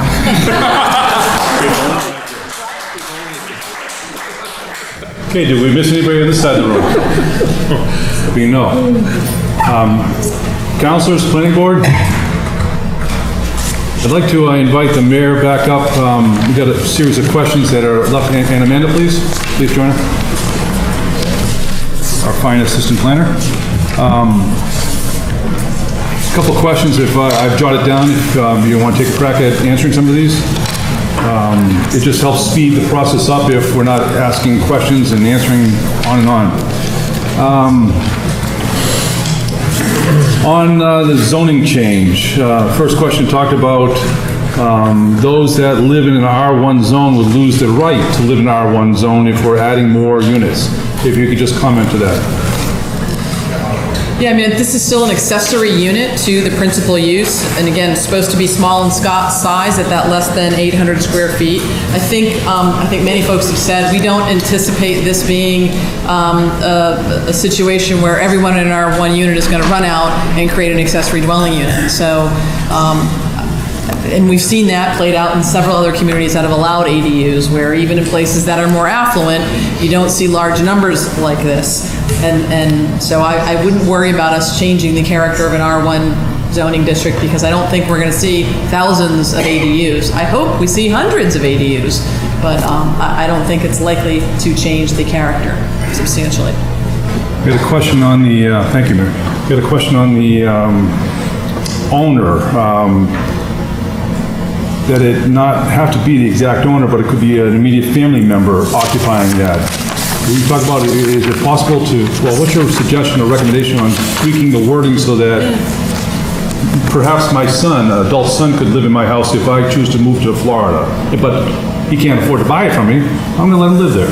I think we're really going to need to chew on the discussion around the ownership. I think we've heard a lot of some good options and commentary, and we're trying to thread the needle a little bit, right? Wanting to have ADUs actually get created and create the opportunity to not put roadblocks up for that, and understand what happens if an ADU is created in the real world, and allowing folks to step in the shoes. So I'm hopeful that we can close the public hearing tonight. We know this ownership issue is one that we really need to tease out a little bit more. The planning board, I mean, really appreciate their commentary and perspective on this, and we can go back and chew on this some more as we think about that.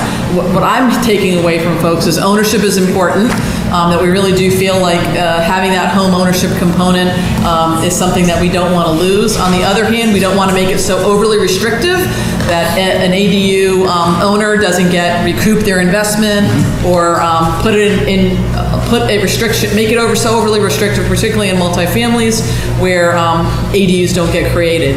So I'd like to dance in that space a little bit and talk both among staff and really work with the planning board. I mean, they're listening to all the same things that we are. How do we get a level of comfort that we're doing more good than harm, right? And not setting up a speculative market, as Mr. Knapp and others have mentioned, that this goal is not to incentivize that type of behavior, yet it may be impossible to completely eliminate it. So how do we couch it in a way that's most beneficial? And that's owner occupied, we're talking exactly. Correct. Okay. Can you just clarify that no Airbnbs or short-term rentals are allowed in either of these units? So no Airbnbs are allowed in the accessory unit, for sure. You cannot create an accessory unit to make it an Airbnb. It is not, I don't think it's permissible for us to say, well, we should talk about that, but the intention was that anyone who had their existing single-family home could create an Airbnb within it. You could make that an Airbnb unit, as has been passed by the city council. So to not restrict that right. But certainly we're not you would not be allowed to create an accessory dwelling unit and then rent out that unit on Airbnb. That would be prohibited. It's be built into this ordinance that way. So it's the ADU, but they could rent out the other half. Correct. Correct. What's the restriction in R1? Under the current ordinance, the way that's written, and that's because right now owner occupants can rent out their house as short-term rentals. That's what we have allowed. Maybe Amanda, can you speak to the portion of the ordinance that talks about moderate price and moderate income? And the thoughts from that one speaker that part can't be enforced and maybe we should amend or delete it?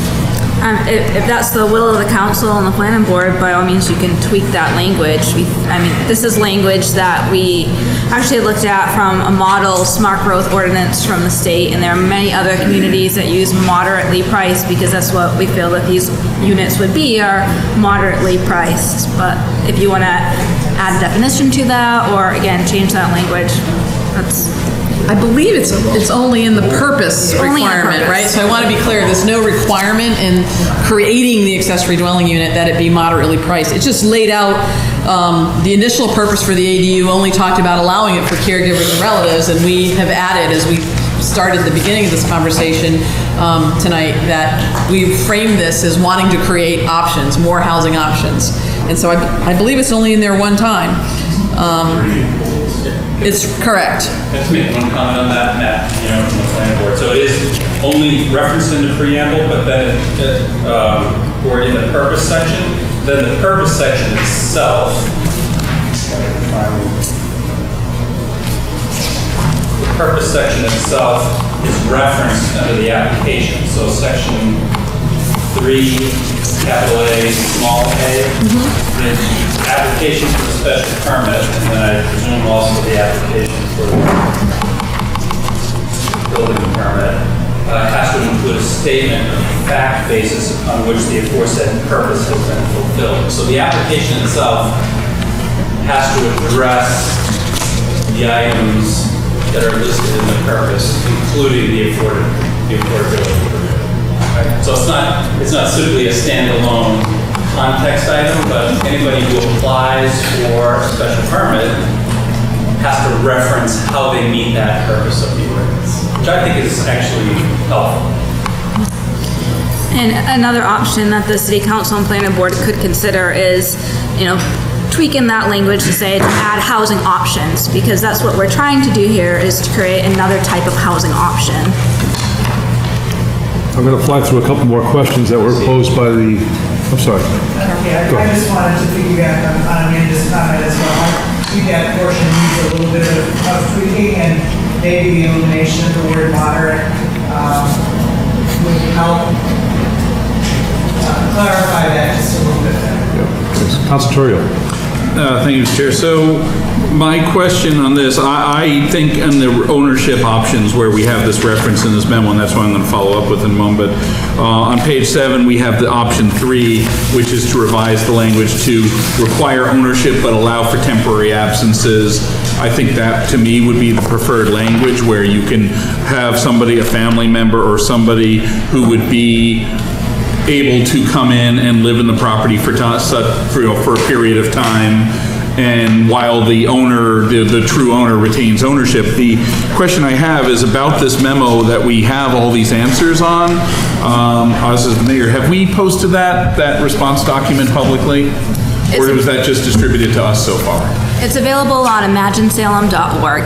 This response document? Yes. Okay, It's I'll at the find the housing link. portal. Okay, I'll find the link because I want to make sure, basically I want to make sure that this is shared so everybody that's here and everybody who's paying attention has a chance to read all these answers, because there's a lot of stuff in it. We can forward you the link. It's on the. We had some comments about a deed restriction, whether it was too difficult or we should have it or not have it. If you can just comment on deed restrictions. A deed restriction for affordability? No, for the ADU itself. That was related to affordability. Okay. Tough to take notes and keep the meeting going. Yeah, sure. Existing non-conforming, let's say a 5-unit house, 5-unit building, is in an R2. I think it was Linden Street that this one was talking about. Then could you add another unit, even though you're in an R2, then you become an R6 if you would, if there's already 4 or 5 units in there. Would that be allowed? Can you become even more non-conforming?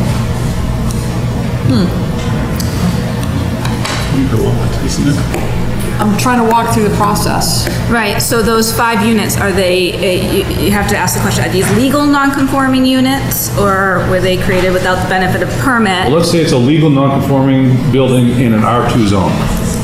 Then I think that's a question that the planning board and city council should consider. Do you want to allow an accessory unit in that situation? And I will tell you, I've talked to a homeowner who has a legal non-conforming 2-family in a single family, I'm sorry, I'm flipping that.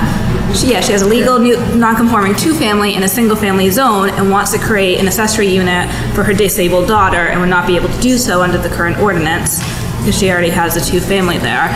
So I think there are, case-by-case specifics, and I want you to keep that in mind when you think about that language. So I'd also add, it's hard, you can pull out these sort of extreme examples, but are they going to meet the parking requirements? Are they actually going to be able to fit this in without impinging upon any zoning setbacks?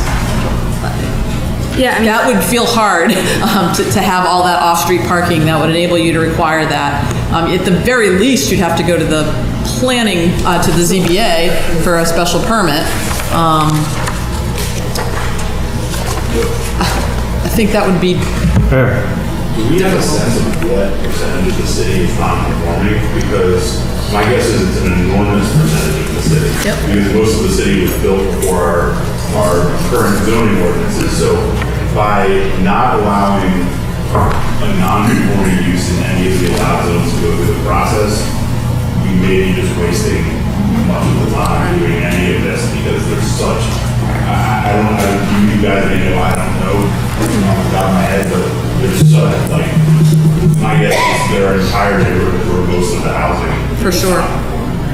For sure. It's hard to think of the 5-unit in a 2-family. It's a lot easier to think of the 2-family in an R1 zone, really tight together. Most of our historic districts, we talked about this the last meeting, many of the most sought-after neighborhoods in our community do not comply with our existing underlying zoning at all. So for example, I live in an R2 zone in North Salem, and most of the houses on my street are single family, most of them have off-street parking, in terms of a lot of the concerns that well, actually all of them have off-street parking. In terms of a lot of the concerns we've talked about density and things like that here, it would be a good candidate for ADUs, almost like in terms of say like setback requirements. All the houses were built in the mid-1800s. None of them conform to current setback requirements, under the current zoning. So I think you just be wiping entire swaths of the city out of consideration for any of this. So the accessory dwelling unit in some of those examples would be allowed if it met the, we've tried to have some as of right requirements so that you're as of right, but if you're in a place where you're already struggling to meet the conformity, you're probably going to have a tough time meeting the as of right standards and are likely going to have to end up at the ZBA for a special permit. That's the most likely scenario. And I'll also point out, if you're in a historic district, you also are going to have the Historic District Commission review. So we actually felt like those protections were important. We don't want to see large historic buildings broken up into poorly, renovated accessory dwelling unit and a main house. And so you do have the protections between the current zoning, the impingements, and the Historic Commission there. Amanda, when you're doing the... Go ahead, yes. So if you are a legal non-conforming use, but you meet the allowed by right conditions, I just want to be clear, you do not need to apply for a special permit, correct? Or would you need to apply? Correct. As long as you're not violating any of the existing variances on setbacks and things like that. So you're taking your basement, right? You're an existing, and you've got the parking, you meet those as of right requirements. The anticipation is you'll be going the ADU route, you're not creating a new unit, right? I mean, as of right route. You're not creating a new unit. This is not something that's adding another unit that would trigger a ZBA variance requirement. So just in Councilor Dibble's case where he said you're in an R2 and it's a 5 multifamily larger than 2 an R2 unit. If that basement, say, becomes your ADU space and you meet the by right requirements, you could build the unit there because technically it's not an additional unit. You're not becoming a 6-family now. You are still a 5-family. Correct. It seems like you'd be hard pressed to meet parking and some of those other requirements, if but you were able to meet the by right, you could build it in anything as long as you met the by right, no matter what zone you were in. Yes. Okay. Just want to make sure Amanda, in your research, did you look at other ordinances, other cities and towns that had fines for violating the ordinance itself, rather than just a slap on the wrist that it would escalate? Well, I really focus on our requirements at the City of Salem, and the ordinance requires a certificate of fitness, and if that's the way the certificate of fitness is written, it's an escalating fee. The first violation is $50, and then failure to comply is if you have a person living in the unit and you have not, if you do not comply with your certificate of fitness, then there's another $50 each and every day a person lives in or occupies the unit without that certificate of fitness. So rather than adding fees within the ordinance, we just linked it directly to the Code of Ordinances in section 4P. So we just try to link it, rather than repeating all those fines, and then, as those fines get modified throughout the years, we don't have to do it in 2 places. And keeping that theme, in your research, did you look at the other cities and towns, and did any of them have components about affordability being added into it? Yeah, there are other towns that have deed restricted affordability. Ipswich does that. I would not recommend it. I've talked to my colleague, our housing coordinator, about this and what would it look like, how would we manage it, and she manages a first-time home buyers program where you get this loan and then you have a 15-year deed restriction. But that's the owner who has that restriction, and they have to every year provide input on what their income is and demonstrate that they still meet that, I think it would be very difficult for the unit to be rented out and have that deed restriction, because every year now you're having the occupant of, the renter submitting information on how much money they make, which is a burden again. And then what happens if that household now becomes overqualified? Do you displace that family because they now are overqualified? And now being overqualified, it's still difficult to get into a market rate unit. And so there are a lot of drawbacks to that deed restricted unit, and staff would not recommend going that route. Noah? I just want to repeat what I said, one of the things I said before, which is that no homeowner is going to be willing to put a affordability deed restriction on their property, because it's going to make it impossible to sell that property. It's just, it's going to make it so there's nobody's going to do this. So I applaud the board for finally thinking about affordability, but this is not the mechanism or vehicle to do it in. It's in the overlay district, or the special permit that's coming before the board, or on the planning board, we try to take steps to say, I'm sure everybody's familiar with the project going on behind Trader's Way, saying you need to do X amount affordable, usually it's 10%, to make affordable, and those are deed restricted affordable units. Right. To tell a private owner, because I hear people saying, well, you're going to change my property rights in R1. To tell an owner, you are only going to be able to do this if you make it affordable. The woman who was sitting here earlier who said, I can't afford $25,000 to build this unit, she definitely won't be able to afford it if it has to be an affordable unit. So I applaud the city council for thinking of affordability, but like Noah said, there are really two other buckets in which we can do it. Mainly one, because the federal government is not building any more public housing, but there are ways in which we can do affordable housing here in Salem that will keep the character of the neighborhood. We need to include many varieties of housing here in Salem. ADUs are not the silver bullet.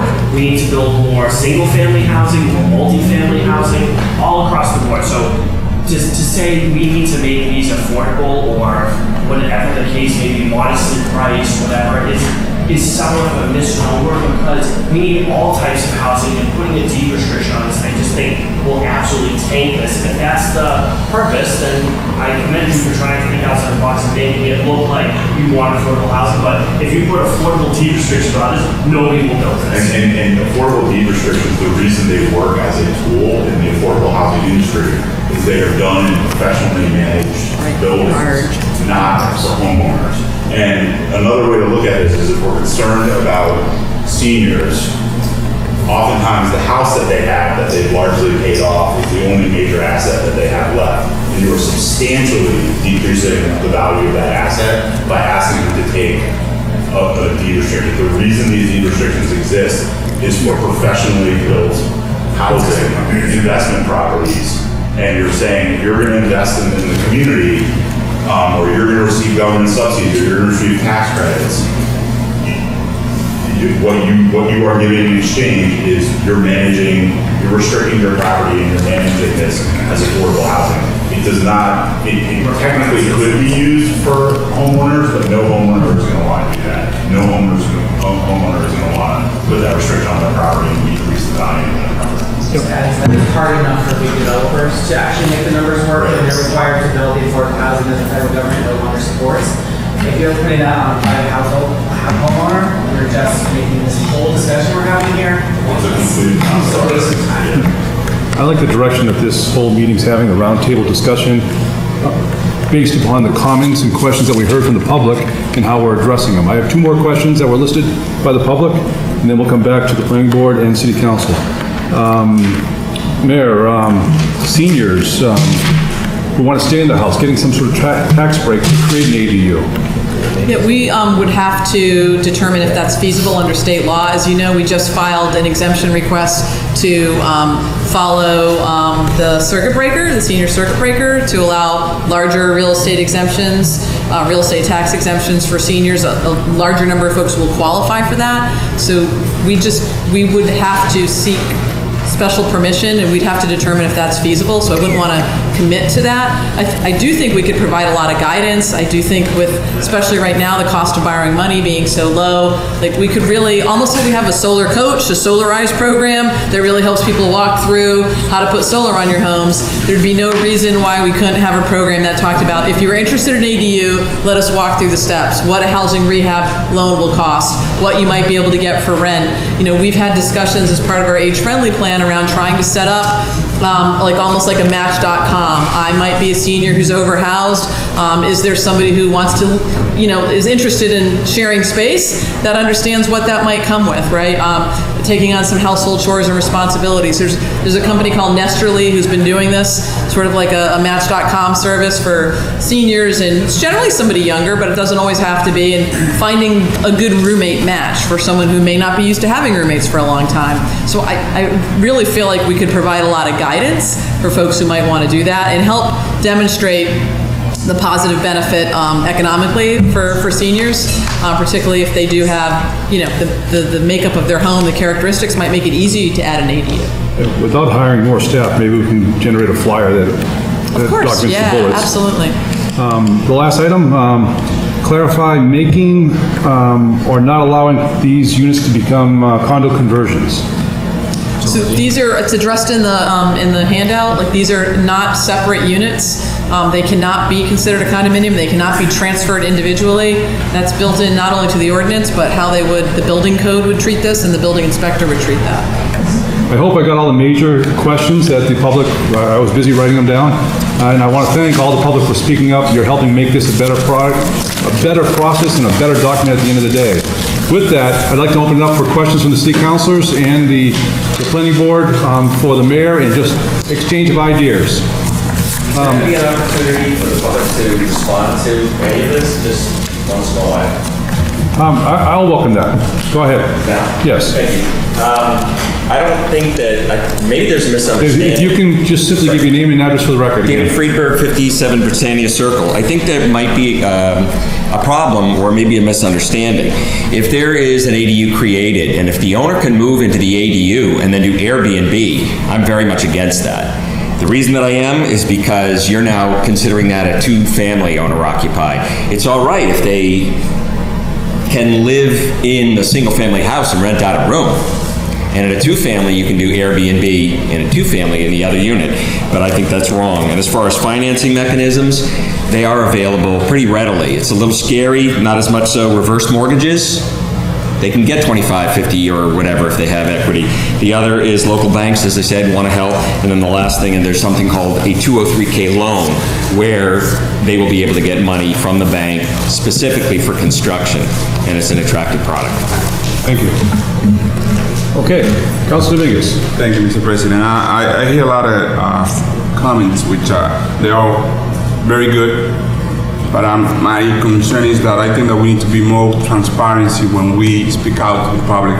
I think this piece has been solved to be one of the solution of the main crisis that we have in Salem, affordable housing. If we are not providing for affordable housing, which I understand now why, because I totally agree with what you just mentioned, that what is exactly the purpose of this? What are we focusing? I mean, we have so many other housing created in Salem, which actually fulfill the need of other geographic, economically body. Now, how about affordable housing? When and how we're going to fix affordable housing? This is the question. And I think the general public, I was expecting this to be a tool to help in that regard. So we need to kind of clearly say to the general public, this is not the time, this is not the tool. We had another tool, maybe we're coming with something different. So we need to make sure that we be very clear to deliver the message so the general public understands exactly what we are doing to solve the situation that we really have in Salem. We hear so many times, this is a human crisis that we need to first to focus. The first thing that we need to do is to be transparent so people don't have no hope. Okay, wait a minute, this is not the tool now. Let's wait until the next round. Maybe we can have some solution for you now. But in the meantime, we have people moving out of Salem because they don't have no affordable. In the meantime, we're losing the best valuable thing that any city can have, diversity. And we need to do something. And I understand that might be some legal involvement, but we need to make sure that we really deliver the right message so people understand exactly what we're doing. That's my concern. I understand all of the legal responses that we have. We want to hear some concrete and real solution for the issue. Thank you. Councilman McCarthy. Thank you, Mr. President. I think that, I hear what everyone's saying, and I think you just have to go to the purpose, section A. To provide homeowners a means of obtaining companionship, security, and services, thereby enabling them to remain in their homes and neighborhoods they might otherwise be forced to leave. And then you go to D, it says to maximize privacy, dignity, and independent living among family members and preserve domestic family bonds.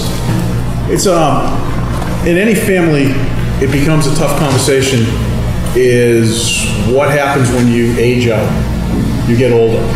Your mother gets sick, your father gets sick, and how do you deal with that? Or, as my youngest son's very fond of telling me, don't worry, Dad, I'll make sure you end up in a nice home. I think it's a tough conversation that no one wants to say, but it's about people's dignity.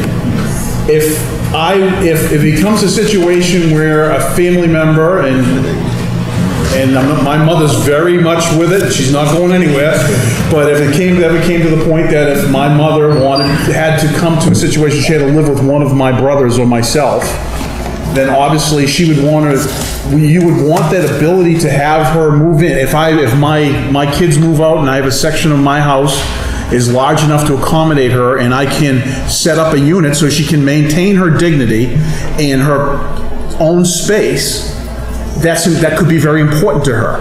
In the same respects is if I were a homeowner and I were to create that space, and God forbid something were to happen to my mother and I could no longer take care of her in my home, or she could no longer sustain herself in that space, then yes, I made an investment in there to change over my house and maybe add a bathroom or a kitchenette or something, then I, as a homeowner, wouldn't want any restrictions on my property. But if I wanted to then rent it out to another family member or to someone in the neighborhood or someone's cousin or whatever, whomever it may be, I would want that ability. So it's or on the flip side of it is if I am a senior couple and I spent my entire life here in Salem, I raised a family and they're all grown and left, and I live in a home that is way beyond my means now because I've become older than I ever anticipated, and when I retired, I didn't realize that I was going to live to be this age.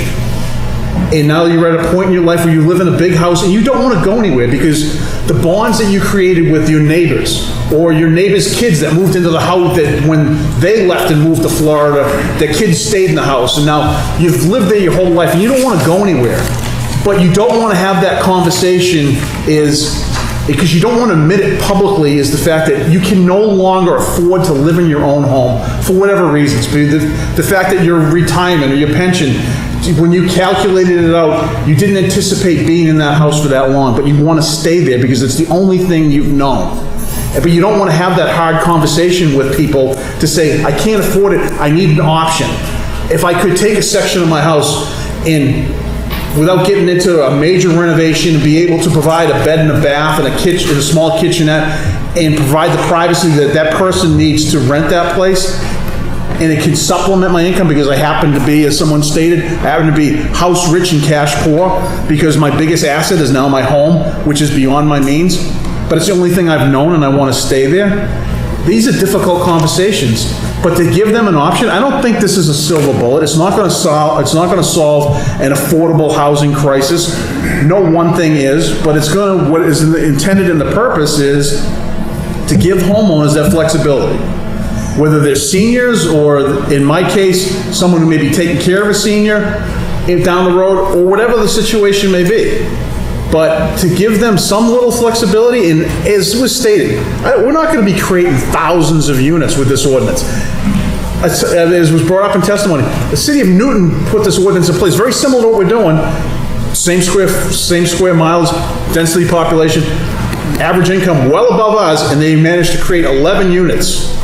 So I don't think but for those few people that want this or could use this, And to provide those slight opportunities, I think that we need to really take a hard look at this and understand, what the exact language needs to be. I agree with a lot what's been said about owner occupied, because that's what it's to provide homeowners. It's not to provide investors, it's to provide homeowners those options. So how we work that language in there, I think is very important. But it's about people's basic, they don't want to admit to the fact that, at one point, we're all going to get to that point where our investment guy, whoever he or she may be, didn't anticipate all of the options that were going to come forth in our lifetimes, and to have that option, because, some people aren't as fortunate as I am to have that son who's going to make sure that I end up in a really nice home that doesn't smell like, in his words, pee.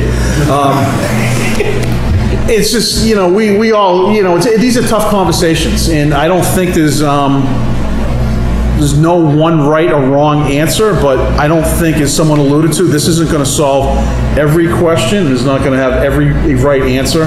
But I think if we put enough safeguards in it, and it just provides people who have the means or are able to get into a program that has the means, that allows them to stay in their home because it's the only thing they've known, and it's the place they feel most comfortable, then we should try to do what we can to help them to be able to achieve that.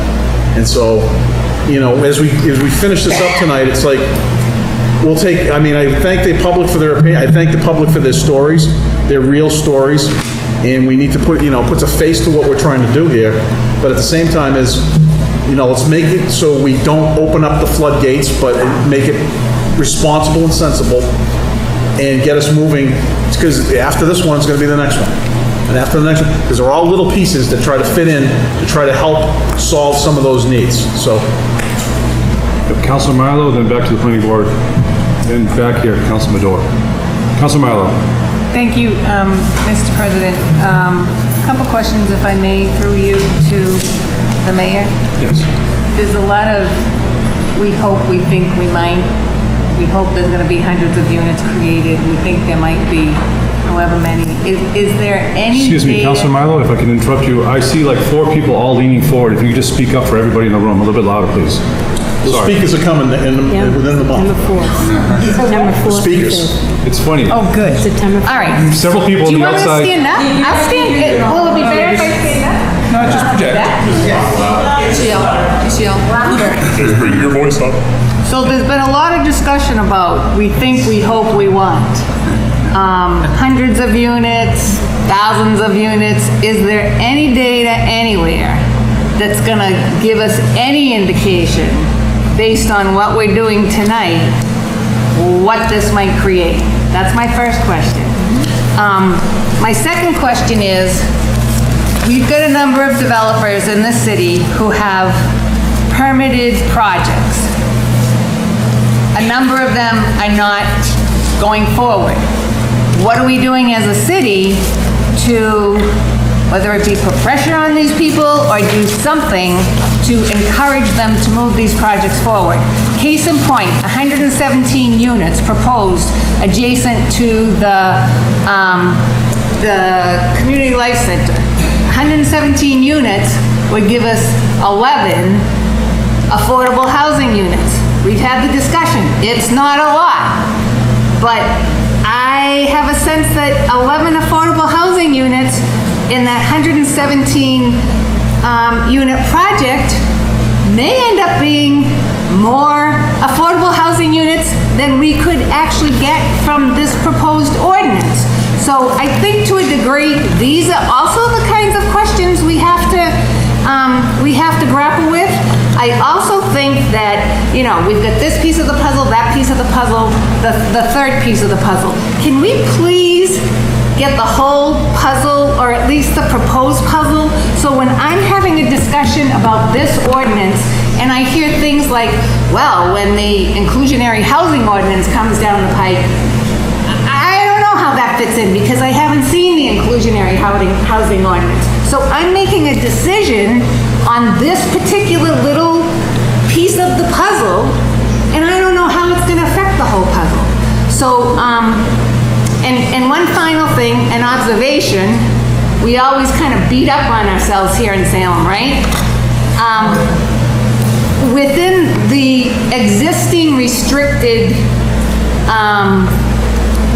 ordinance that we have, that, by the way, came as a result of the senior, oh God. Salem for all ages? Thank you. No, it wasn't the Salem for all ages. This particular ordinance came from the, help me. Wasted. Thank you. So, it was John. Russell? Yeah. That actually proposed, Linda Koffel and John and the whole board, that proposed, sorry, I gotta stay loud, that proposed the existing ordinance.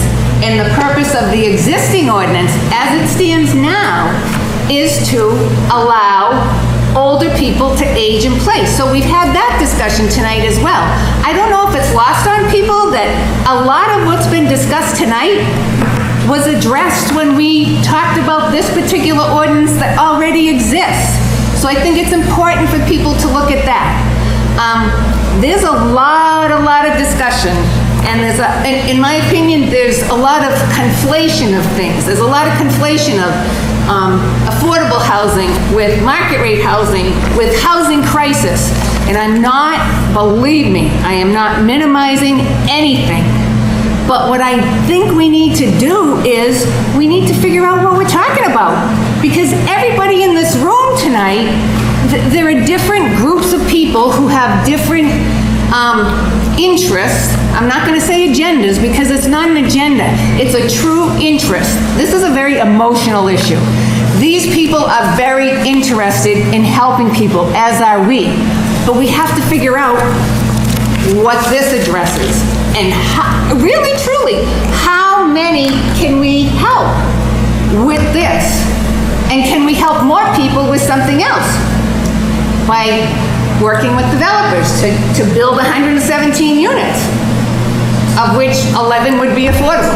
So I've been listening all night, and there's just so much swirling around here, and I really think we have to narrow it down. So my first question is, as I said, I'm going to circle back. How many are we going to get from this? And do we know? Because that's part of that conversation, are we even, being productive here? Sure. So, as part of the information that was provided, we do have some work that was done by MAPC, most recently, looking at the state of zoning for accessory dwelling units. It was a pretty wide-scale report, and of the communities, the number of communities, I think there were about 100 cities and towns in the metropolitan area. The total number of permits issued for most communities ranged from 20 to 60. So that's the data that I can share with you in terms of quantitative, what other people have done. We know over the course of the last year and a half, we've had 7 permits. No permits have been denied for the ADU that's tied to a caregiver or a relative. 3 of those existed, so we had 4 new. It's really hard for me to put an exact number on what I think we're going to get, but if we're excited about 11 and 117 unit building being constructed, like, it would be great if we had 11 or 12, I think. It's hard to estimate because we haven't allowed ADUs to be broken free from caregivers or seniors, and so we don't really know. Maybe just talking about the housing starts, I'm actually really excited about a number of the projects that have been permitted many, many years ago, are finally either under construction or nearing completion. Flintan, nearing completion. They've rented units, and I know they have an affordability component. Salem Suede, under construction. The area back behind Shaw's, under construction. All of those properties, as per the planning board's requirements, have inclusionary housing requirements. The CLC, we'd love for that one to start as well. That would add to that mix. But a number of projects that have been in the pipeline, waiting, on appeal, various stages, are actually, hooray, breaking ground, nearing completion. I know when Flintan's done with that phase, they also are developers of Salem Oil and Grease, so we hope they'll just sort of continue down the street, and we'll see some of those housing starts, permitted projects, coming to fruition. So with the exception, frankly, of the building on the corner, I think we're actually seeing most of them in that Blubber Hollow neighborhood, finally after a long time coming together, all of which have affordability housing requirements that are deeded affordability requirements. Overall, I thought we had given an overall picture, so forgive me if we haven't. Like, we are really focused on the housing conversations we've had as a community, and looking at what some of those tools were, and frankly, the sequencing of us providing tools to you are coming directly from some of those meetings and the feedback we're getting from people who were there. So we started with the reuse ordinance, which took a little bit longer than I think we all would have liked. It feels like we're almost done with that. That's obviously going to be providing an affordability component, whether or not it has language in it or not, because we know 2 of those properties are being developed by the CDC. The next proposal we brought in was this one, and that really came directly from feedback. What are some of the tools that you want us to focus on? ADUs. The other tool that we've been working on, trying to use both quantitative and qualitative data, again, hearing from people and knowing we were already using it, but really wanting to fine-tune it, was the inclusionary housing ordinance.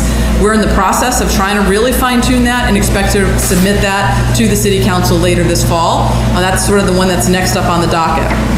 As all of that work's been going on, those are legislative policies, that need, we think, both work up front with the public, work up front with the Affordable Housing Trust Fund Board, and then ultimately work up front when they get submitted through a joint public hearing. We're also looking at leveraging public land.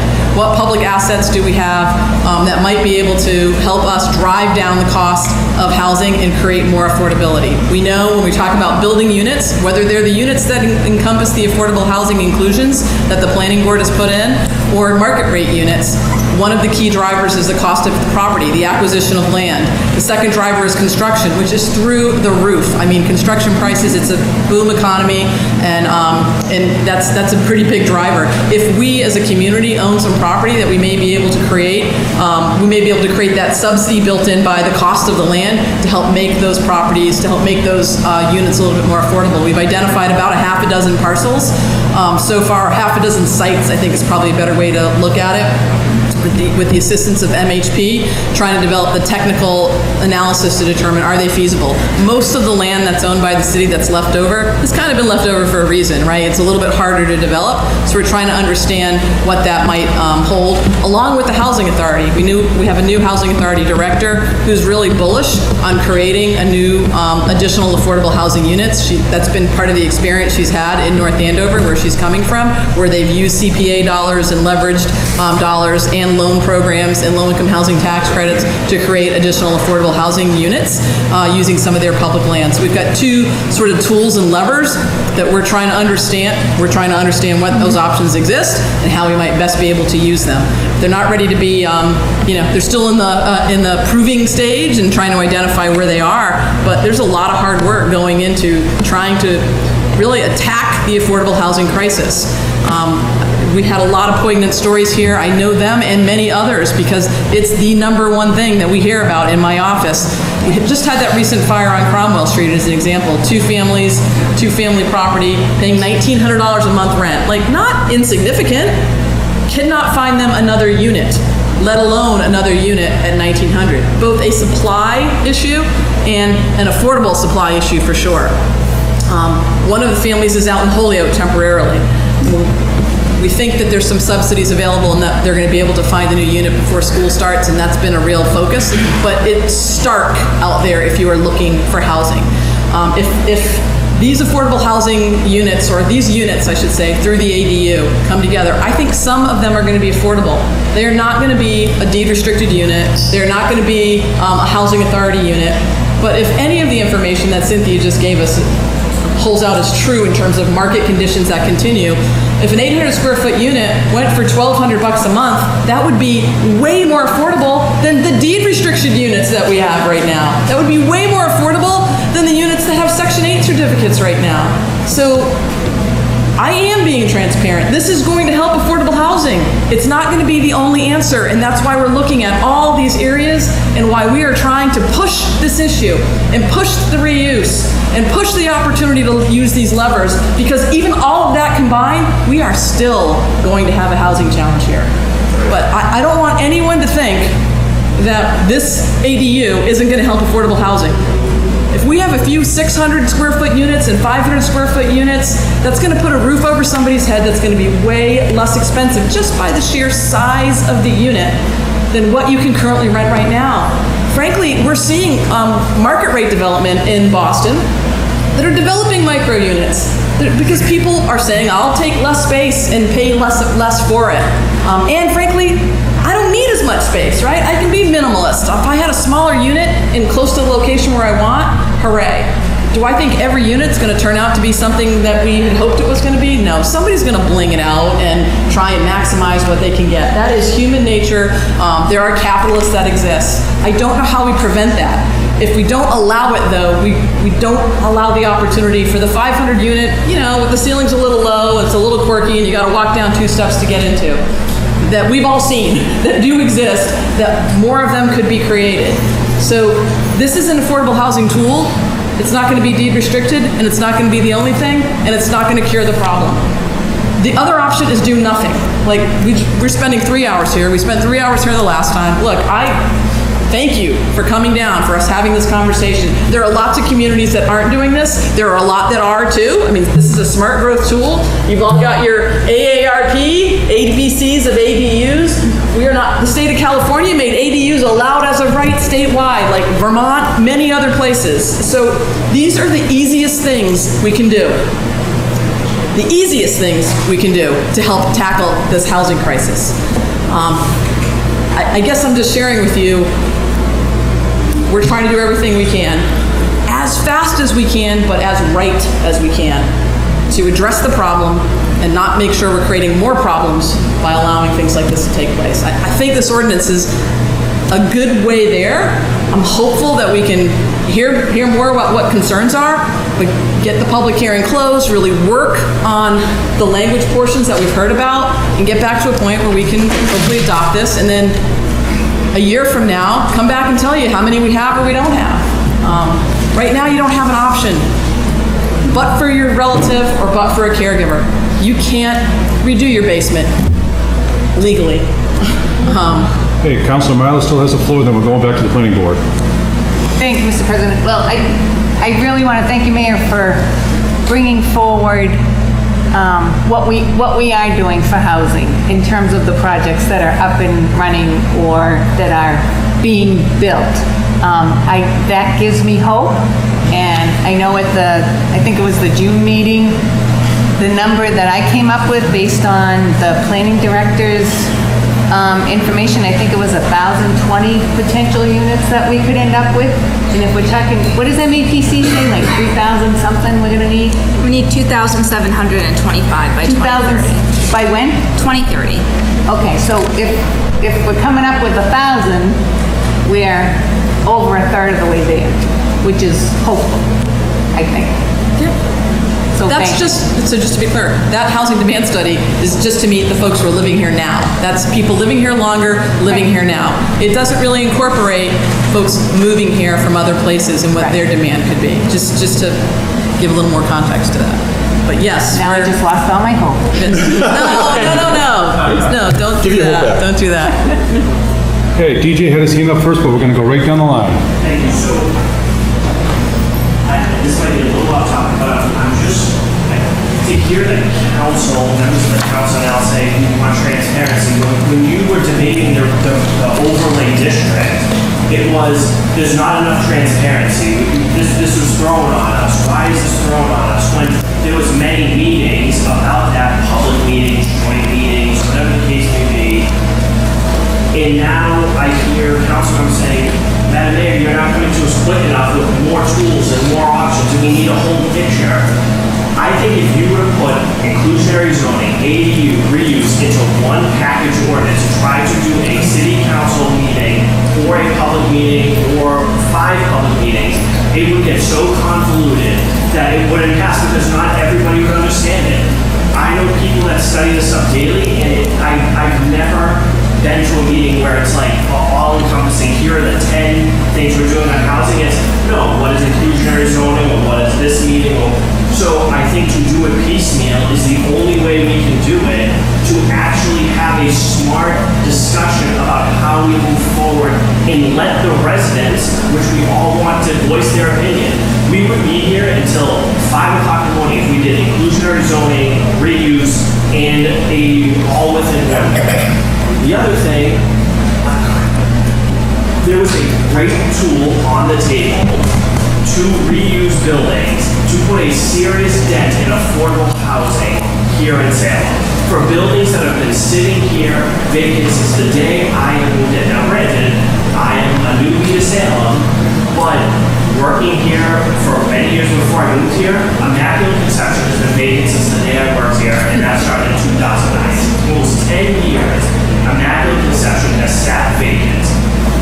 That is a great place for affordable housing, and to do full affordable housing, to make 50 units or more. But for whatever reason, hopefully we go through the special permit process in September, that gets passed. But to say that we need to be more transparent about what we're doing, I'm coming from Everett. I will tell you, they do not have nearly as many public meetings. I was on the city council there.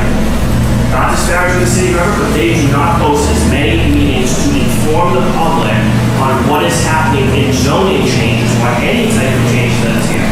Just on this ADU, there have been more public hearings on what this ADU process has been than I ever experienced in the city of Everett. So I think transparency, yes, we should be transparent, but when we have the tools before us, we can't lose the forest for the trees. We have to say, okay, is this perfect? No, but it will help us get to our goal of affordable housing. Because as a planning board, I think we have a pretty strong commitment to trying to make affordable housing. But if we're doing these little one-off projects, it's not as helpful as a project like a reuse project that was before you. So hopefully in September that's passed. I know that is a bit of a rant, but just to say where now we, 11 units here, 11 units there. Yes, that is important, but there were tools in front of this board to make that happen, and for whatever reason it didn't go through. So I hope in September when it comes back, it goes through. Thank you. Noah?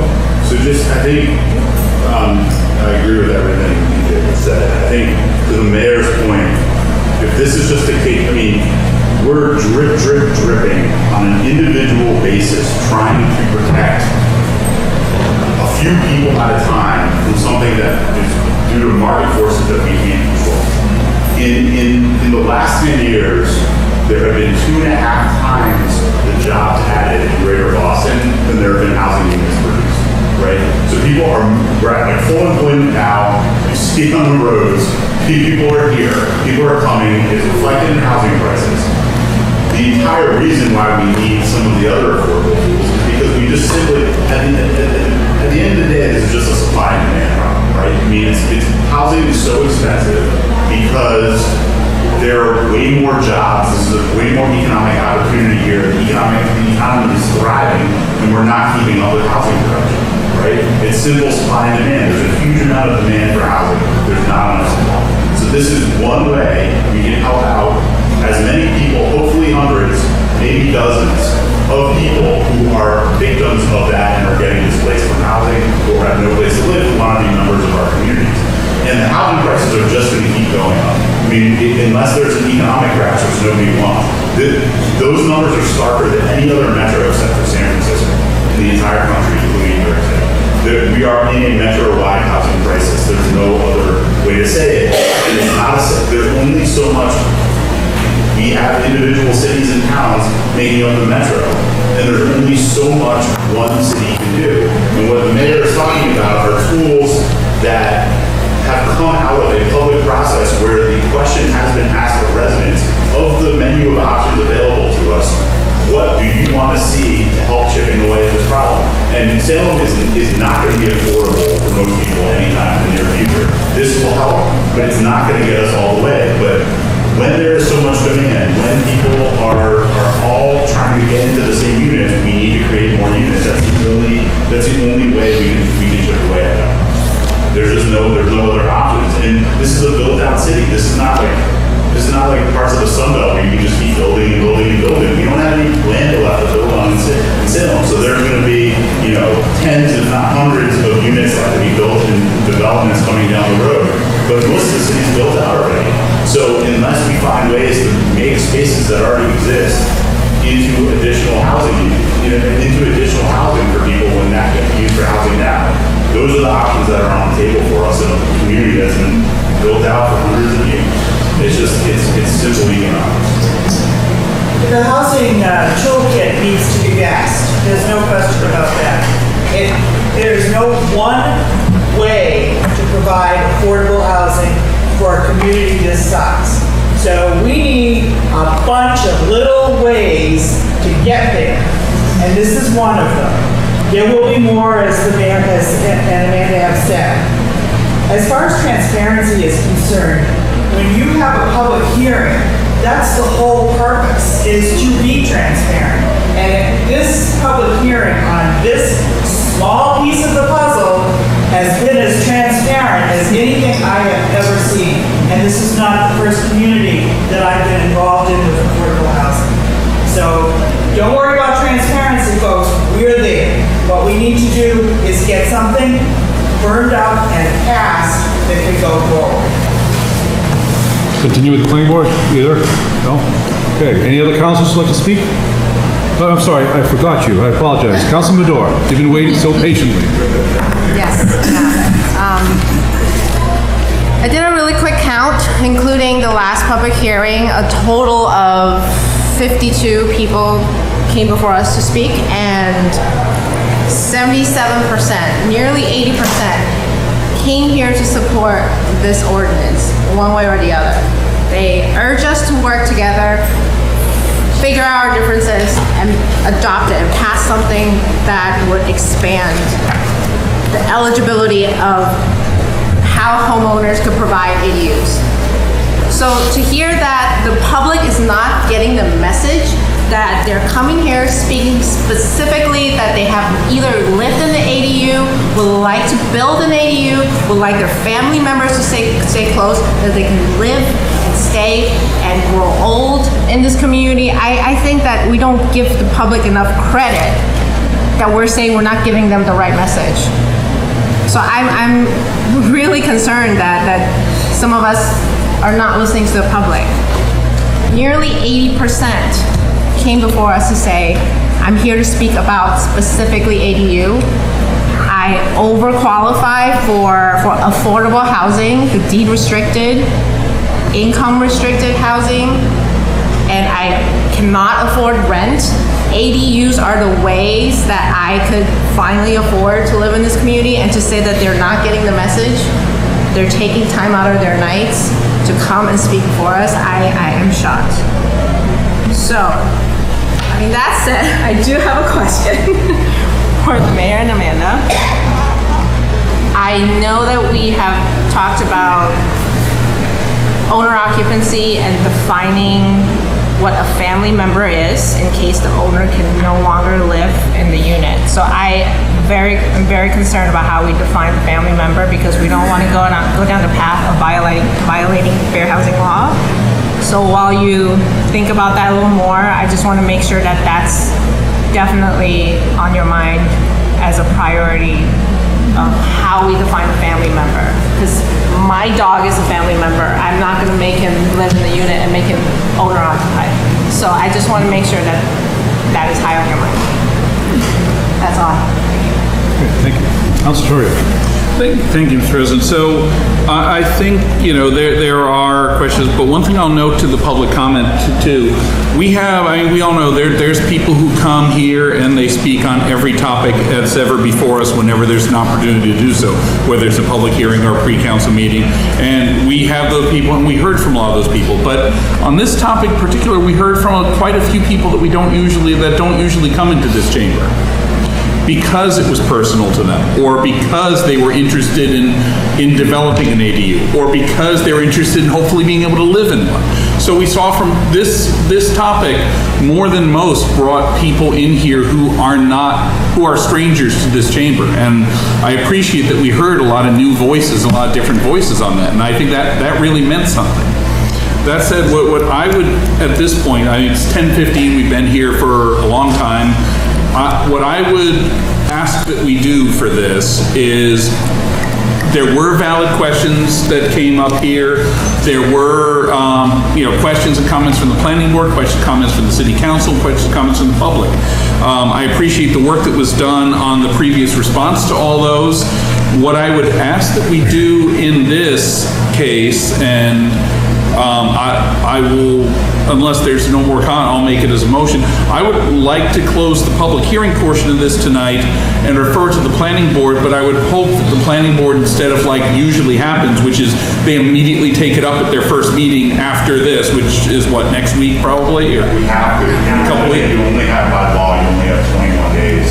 So when is the next planning board? It just makes it under that deadline.